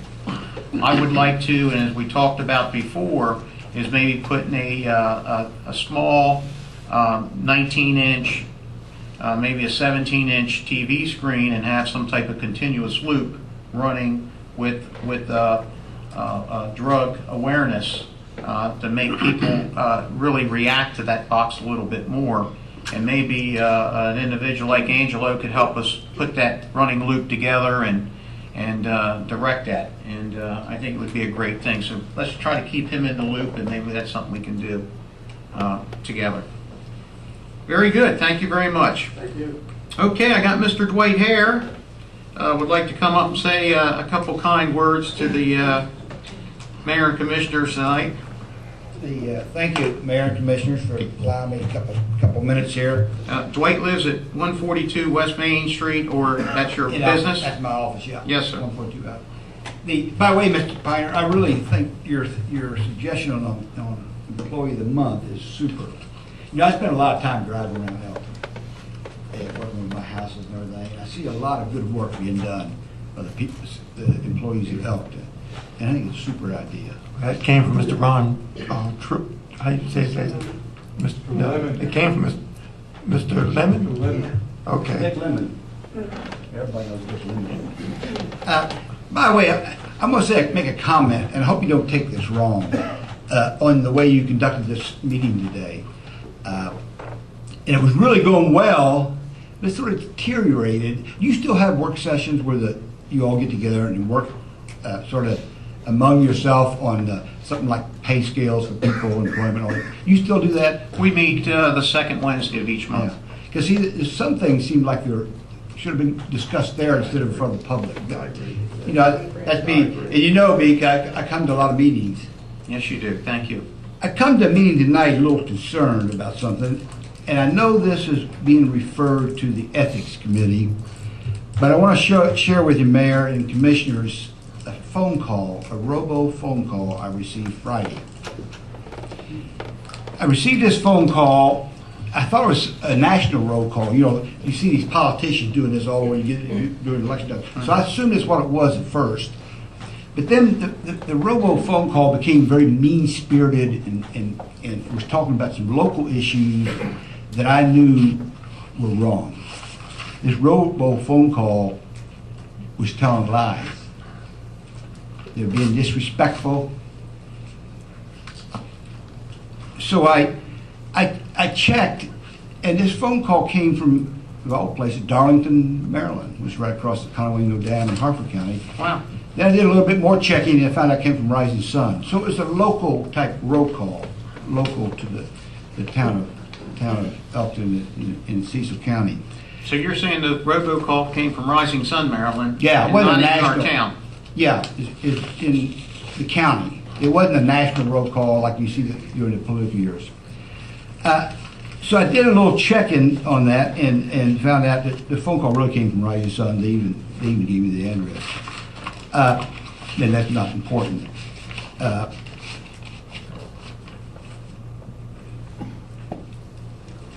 I decided I needed to find out who this organization is, because I didn't know. It's called Cecil County Campaign for Liberty. Cecil County Campaign for Liberty. And I'm not much up on that, so I didn't know this organization even existed. So somebody suggested I go see the state's attorney to find out who are these people that are spreading these lies. They're disproving it, and I can prove their lies. And they said, well, you ought to go maybe talk to circuit court. And I did. And they knew about them. They said, yes, we know about them. Matter of fact, a couple of them have restraining orders on them against the county exec, Terry Moore. And they also told me that Mr. Smeagol was their attorney.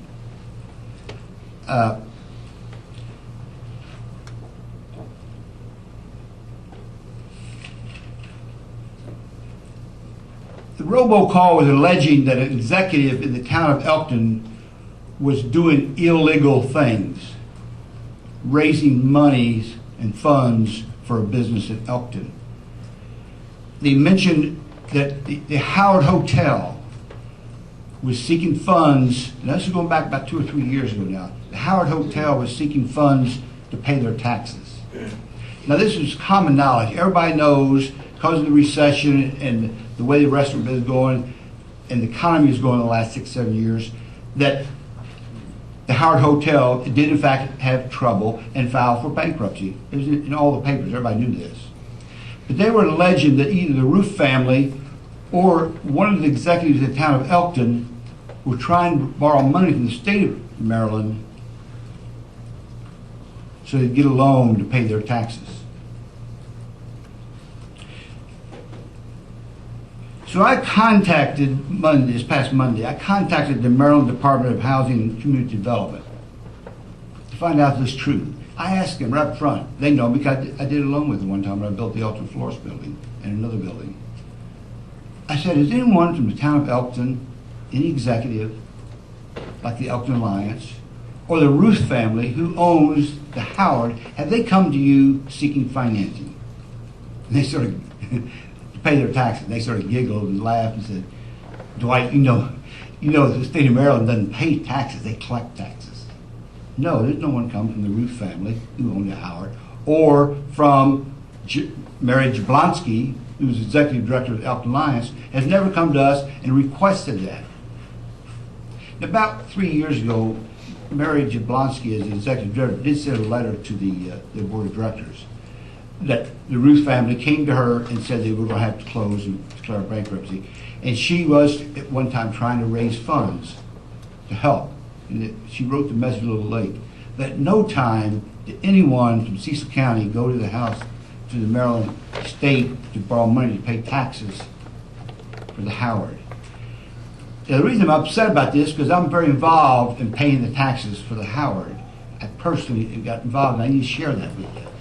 As you know, the Howard went into foreclosure. The Columbia Bank sold the mortgage to an investor in Dallas, Texas, and that Howard, and I'm not telling you that, it's all the paper, that the Ruth family had trouble paying that mortgage.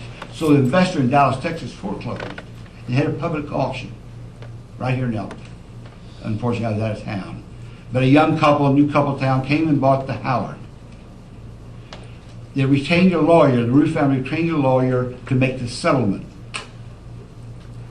When the new owners of the Howard and the new owners of the Ruth family went to the settlement table with Peter Kirsch, their attorneys, he said, we cannot make a settlement on this property because, Ruth family, you owe $80,000 to the state of Maryland.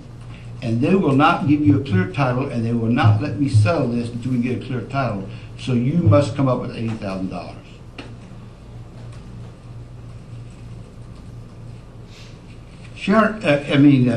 Sandy Owens asked Peter Kirsch, what do you suggest I do? Well, Peter Kirsch said, well, your family inherited a home from your grandfather on High Street. You inherited this home, you still own it, even though your taxes there aren't paid either, and it's in disrepair, but you must sell that to pay your taxes. And then I can make a settlement with the new couple who bought the Howard. So Peter Kirsch said, why don't you go talk to Dwight Hare in Elkton, Maryland. He likes to buy a house in Elkton. Every year or two he buys one or two houses and he restores them and rents them. Talk to him, he might be interested. So Miss Owens and the Ruth family came to see me that day and said, and told me this problem. And they said, would you buy our house that our grandfather owned? And I went and looked at it and said, yeah, but I only give you $70,000. She said, well, we need $80,000 to clear this title with the Howard and the Ritz Hotel. And I said, Miss Owens, since I like you so well, I'll pay the $80,000. And I did that. So we made settlement, and I brought that document, and I forgot to lift it in my office. I'm going to bring it to Mr. George tomorrow, showing that I bought the Howard, the Ruth family property. The attorney took the money and paid the state of Maryland. And I'll give that document to Mr. George tomorrow. Now, the reason I bring this up, it seems like everybody today, a lot of people are really just mad. You know, they're just not happy. You know, they always say successful people build each other up. They motivate, inspire, and push others to help them. Unsuccessful people, they just hate, blame, and complain. And you'll see a lot of complaining here. Now, Mayor, you know I spent 33 years in the Army. Had a great career. I work with some of the most motivated people in the world because people in the Army are motivated. I worked with 4-star generals, I worked with privates in foxholes, I commanded the largest recruiting command in the Army. And these are motivated people. But let me tell you one thing. The most motivated person I've ever met that was honest, would never take a nickel from a person, is Mary Josie Blonsky. This is her town. She loves this town. She's being all she can be. She works 24/7 to bring this town to where it is today. A lot of people don't think, a lot of people think Elkton is not very nice. Take a look. Elkton's a gorgeous place. When I have my relatives come here to Elkton from Pennsylvania and Indiana, they always say how nice that town looks. Why anyone would try to slander somebody that has her heart and soul trying to make this town successful, take a look at the senior center on West High Street, the affordable senior housing. Take a look at the one right behind us. And to do that, so I wanted to come to you and let you know that she had nothing to do. You can talk to the governor if you want to. You can talk to that department down there. They had nothing to do with paying taxes. Well, I would certainly appreciate you giving that information, and once again, we talk about the it's out of our hands. Yeah. It really is, and but that information and any additional information about this needs to go to the ethics board so that they can understand the whole story. Yeah. And I will like to, and I know there's probably a couple more people that want to say about this tonight, and I really don't want to go down this path, but I know that the Cecil Wake had asked the town of Elkton to produce additional information so they could have it and look into it, and we passed that information on also to the ethics board. But from the town perspective, there was only one follow-up email along with this whole situation per se, and it was inviting people to the Howard, like on their last night, that they were going to be in business to help them pay their, hopefully there would be enough money made that night to help them move on per se. And it's I hate to say it, it's drawn in a lot of people, and I just want it resolved because it's like an anchor, I know, for all of us here. And I continue to say, I know we all have a different opinion of it. We can read these emails and interpret it a lot of ways, and I can tell you, I read it and I probably interpret the way 99% of the people do. And I think that it was a bad choice of the writing and so forth, but that's not my opinion. That's opinion up to somebody else. And that's kind of all I'm going to say with it, but I know we'll have a couple more comments tonight. Thank you, Dwight. Okay, Mr. Ron Woodruff. And I mentioned to Ron, and I mentioned earlier, my heart's with him tonight. His wife's not doing very well in the hospital, and I know everyone in this room and everyone in the town of Elkton, our thoughts and prayers are with you and your family. And I just wanted to, and I appreciate you still being here with us. Oh, I appreciate that. Yeah, she's, just to get that off the table, so to speak, they've induced her, she's in a coma. She's really being peaceful. It's a matter of, she's got pneumonia, and her body is completely filled with infection, and they're trying to get rid of that to the doctors working there in the hospital.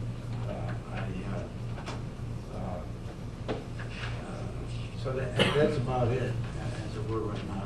Basically, she's on life support.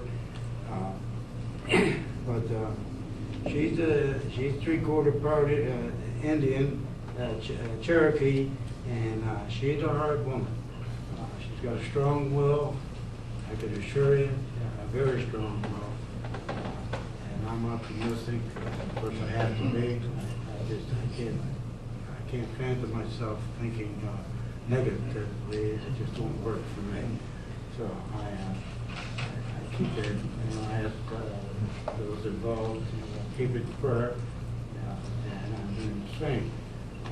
Having said that, thank you. Mr. Robert, you're talking to the mic, buddy. Oh, okay. Thank you. I said, have a seat. Ron lives at 242 Douglas Street. 242 Douglas Street, out in Maryland.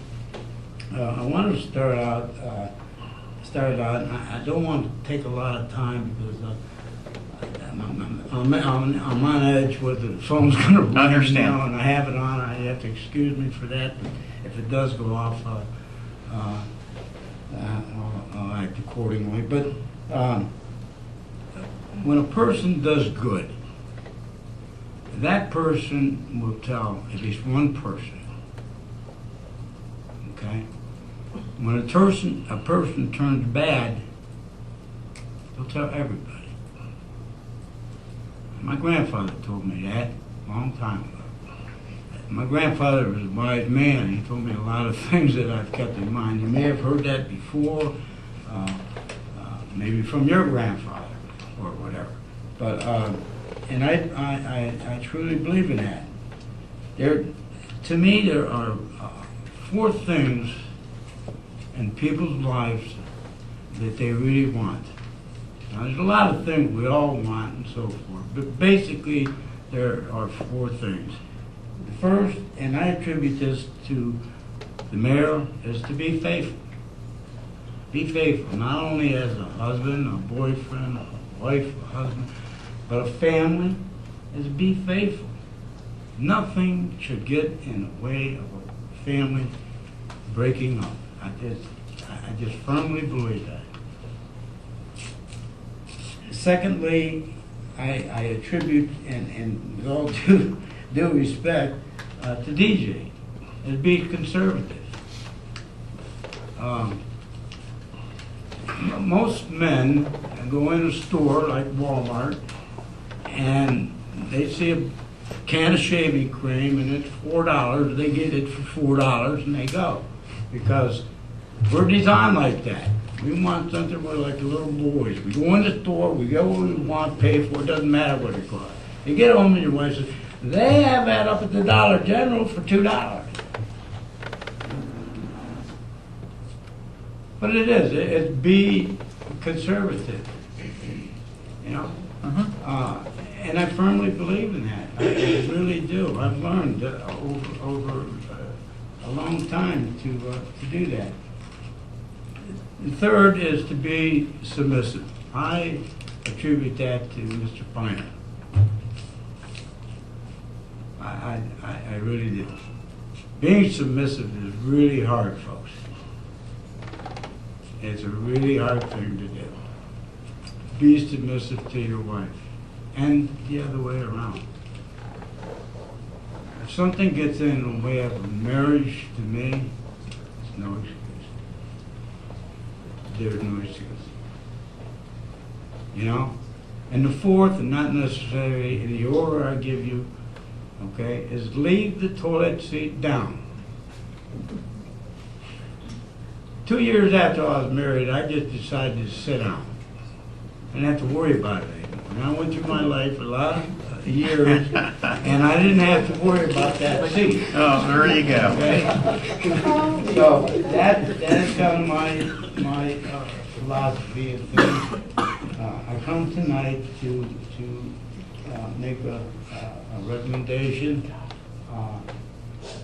not to make it, to give a presentation to our, and I missed one, our man that pays the bills, and I apologize that I missed you on this. I really do. So this is for each one of you.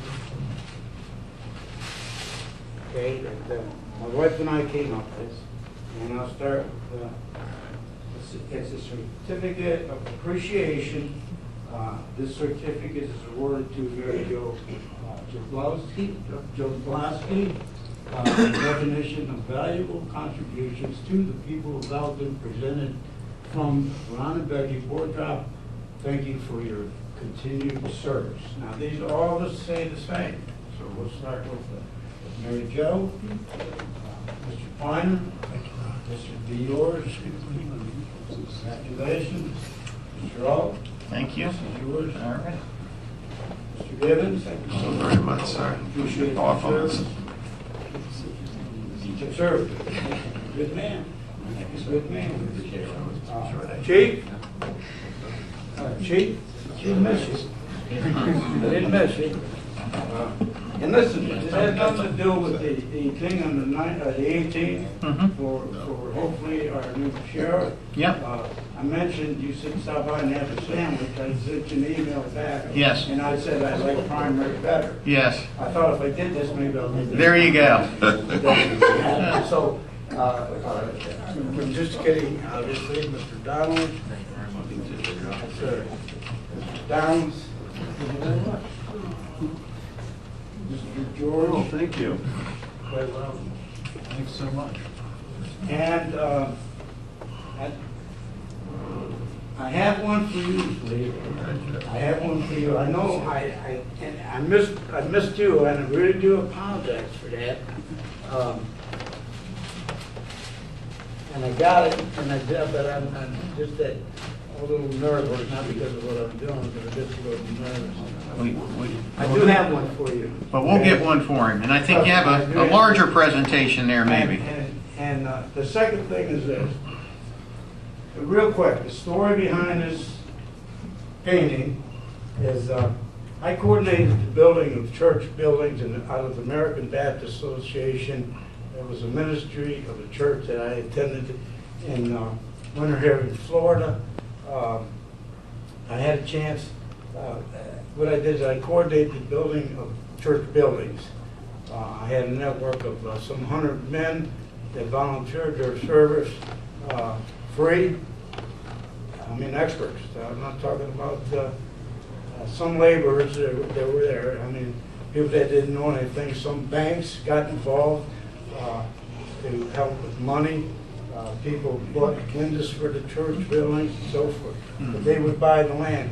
That was in this country and out of this country. And one of the things, we went to Managua, Nicaragua. And while I was there was two other missionaries that two pastors of two churches out of Winter Haven that we flew to Managua.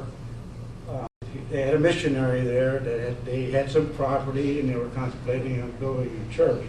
By the way, the first one that the church ministry actually initiated at Landmark Baptist Church, which was on the corner by where the new dentist office is going there. It sits back. That was like one time Landmark Baptist Church that I attended. But that's where actually it started at in 1988. But this year, when we got to Managua, we went to this, Managua, Nicaragua, I mean. When we got to Managua, we went to one of the fellows in the church who happened to be the mayor of the town of Managua. And it was a real experience because he had a dirt floor, had carpet on the dirt floor, and but it was really a unique experience that it would be you if anyone that had a chance to do something as such as to go, because folks, we really don't know how good we got it here in this country. We really got it good. And of course, we traveled. We went to Costa Rica, and I've never been through that situation before. Now I've been in the military, and I've been around a little bit. But when you go through checkpoints in Costa Rica, and they got guys there with guns and such, it's a little nervous. Anyway, the guy that done this, I got to let this know. The pastor in the church had a picture on his wall. I said, "Who did that?" Because it was beautiful. It wasn't like this, but it was beautiful. He said, "We have a local artist that does it." I said, "Is there any way?" He said, "Yeah, we'll go over." Before we went out to an island. They took us to this island. There was actually 5 of us, and then we had the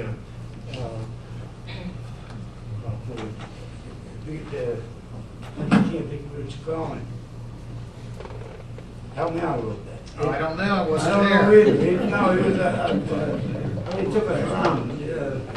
Guide. The Tour guy? guide, yeah. Yeah, he took it around, they took it to this island on a boat, we had to go on this island, and they had dinner for us, and they put a fish, live fish, it was alive, and it had food on top of it, and you know, I said, do you have hamburger? You know, it looked good, you know, but I wasn't gonna eat that thing.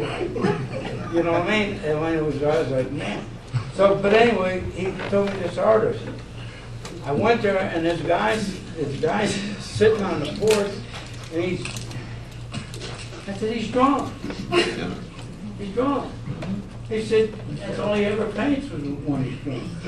Well, I come to find out, some of your best painters. Well, there you go. Van Gogh was drunk. I mean, he was. Vinci, he was drunk. Well, very good. Check it very good. This picture that I have, I'm going to present this to our mayor. And it says, presented to Robert J. Alt on this day, October 15, 2014, by Ron and Becky Wardrop. Well, thank You're you. going to find it very heavy.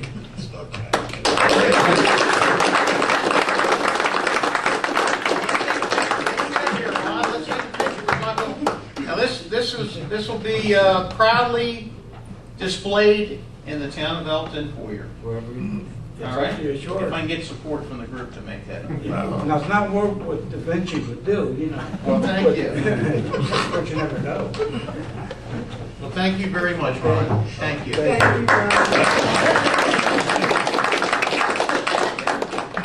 All right, I think next up is Mr. Bob Litzenberg. Lives at 105 Walnut, Elkton, Maryland. This is going to be very short because you answered most of the questions that we discussed this morning. One thing about your water and sewer, years ago in the Elkton Heights, most people had their downspouts hooked into the sanitary sewer. Whether some are still like that, I don't know, but you could have your person who reads the meter check those as they check the house. And if they are, give them a notice and have them removed. That's exactly, was part of the game plan, which is very good. Okay. You're talking about the nonprofits and so forth with the water and sewer. How many nonprofits now are not paying water and sewer? That's an exact number that I don't have, but I will have it for you. But I'd say there's probably anywhere from, I'm thinking 8 to 10. I'm not talking just the churches. Yes. Eliminate the churches. Water and sewer. They do pay water and sewer. Not, The churches? No, the churches Churches don't. he said non-profits. Steve, can you get that information to us? And I'd like to get it to Mr. Litzenberg and for our residents, because I know there's a large amount. If they're not, why aren't they? Question number two. That's it. The other things you brought up about functions and so forth, and any nonprofit, whatever it may be, should have a request form. I think we discussed that. That's a good idea, because you know where they're coming from, where the money's going to be going. This thing with the ethics committee, I don't think that should have been brought up here tonight. That should be confidential going to that. Years ago, myself and 2 other constituents filed one against Mary Jo. It took us 2.5 months to get to even have a meeting. There ought to be a time frame of some kind as to how long it takes for them to convene to have a meeting. It shouldn't take 2.5 months like it did before. Because the people, she should be interested in finding out what the outcome is, and whoever followed the ethics form should, they should know also. Yes. Yeah, I don't think I had anything else. It was very short. Very good. That was all.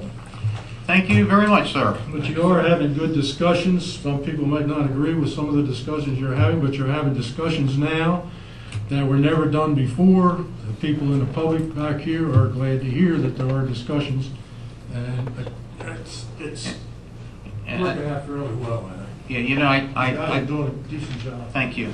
I'd like to say that the worst thing for us to do is not to agree up here. I think it's a great thing that when you do disagree, because it shows that we have representation throughout our whole town, and it is very important. And there is certainly no animosity in my discussion when we talk. that I'm glad we do disagree. If we didn't all disagree, there would be some issues. Yes, sir, yes, ma'am, Miss Danielle. Come on up and give your name and address, please. My name is Danielle Carroll. I'm at 200 Kentmere Avenue. I apologize, I know this is lengthy, but I did want to get up and say something and also sit in a more comfortable chair. I did want to address the board because I did have some concerns with some of the discussion. Similar to what Dwight said, I believe that some of the discussion should be in a setting where there could be more resolution. Let's just say that. They're good comments, they're good discussion topics, but in this type of setting, there's no resolution. It sounds like I'm reading a Facebook feed of negativity and ideas of things that should have things done, but there's being no strategic plans suggested, there's no resolution suggested, so I agree that it might be a better setting such as a workshop to discuss some items. I did want to address Commissioner Van Raden, just a couple of items that you had mentioned. I appreciate, a business mindset, and I hope that when you guys convene, you keep that in mind with the town, but the idea of taking from the top and taking away leadership to hire lower level employees, I have to kind of firmly disagree with and kind of ask that you take some consideration from those department heads, because if you put more feet on the ground and you have a lack of leadership, it's going to be useless. You need strong leadership in the town, in your department heads, in your management employees to be able to enforce everything that you guys are doing up here, the hard work you're putting in. So, I feel that, the positions, I'm sure I'm all for, I pay taxes, I'm all for being conservative and cutting back where it's needed, but the idea of cutting back the leadership in this town, like we see with some of the different departments that are going well, I don't necessarily agree with. The other thing, growing business, when we're talking about, cutting back on staff, and at the same time, we're talking about bringing in big business. I don't see how they go hand in hand. If we're cutting back staff and maintenance capabilities, there's no way we're going to be able to attract additional business to the town. We're going to have less, of a appealing property for them to be coming to, less of a reactionary time for the town to be able to do what they need to do in circumstances as far as storms, grass cutting, things like that, and maintenance that makes this place look a nice place to come visit for business owners. So I think that, it goes hand in hand when you're talking about those leaderships and those positions and growing business at the same time. The budget, just, Rob, I appreciate as a banker, I loved hearing those figures. I looked at the budget a couple months back, but I do like the idea of giving an update to the town, and I think hopefully everybody understands it's a rolling budget, so it will have its deficits in months where it won't in others. That being said, it sounded like a pretty healthy balance sheet to me, so I was glad to hear that. When you're talking about, cutting back and some of the deficits, DJ, you mentioned in particular, and I hate, again, like you mentioned, I hate to bring up the parking meters, but you mentioned, a revenue stream of about $25,000. However, the position to monitor that is about $30,000. So I think we can sit here and talk about costs, but you have to look at both sides of it. And that's why I feel like maybe a workshop's a better place to have that discussion, where you have the budget in front of you, everybody can look at it from a statistical standpoint, because those figures, if you look at it that way, there's not going to be a loss in revenue to the balanced budget. So I think that's something that we can all kind of bring up expenses, but if you're not bringing up the opposite side of it, it's a moot point. And speaking of budget, you mentioned economic development, the Alliance in particular. We had a discussion kind of one-on-one a couple of months back, it might have been, here after a town meeting, and talked, business person to banker. And my thought is, if you want to go and look at the Alliance and what they do, you have to look at a business who took a 50% budget cut in their income. And as a banker, I have $1 million companies who have wonderful balance sheets, but in order to grow their business and do a better job and serve their demand, they can't grow without funding. That's my job as a banker.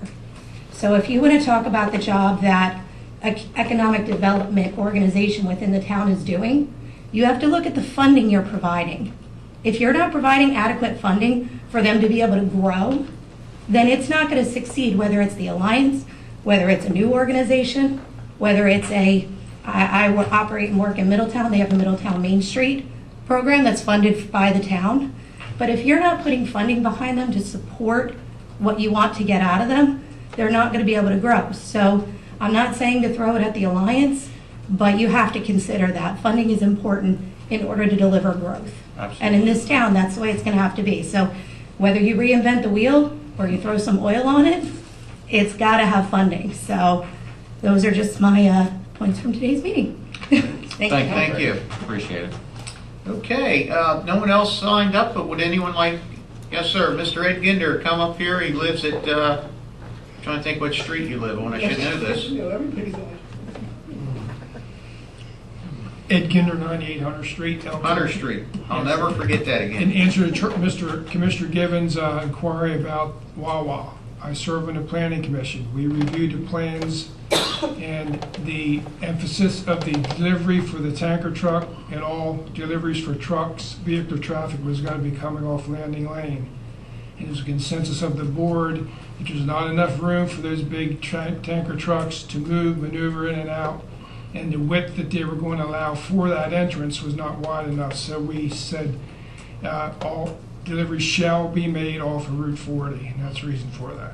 And when anything goes through the state highway, it takes a while to get the permits and approval. That's a great answer, thanks. Thank you, Ed. About that forever the day, didn't it? Well, there's the man we should have had the answer from. So we did answer it. Anyone else have anything to say tonight?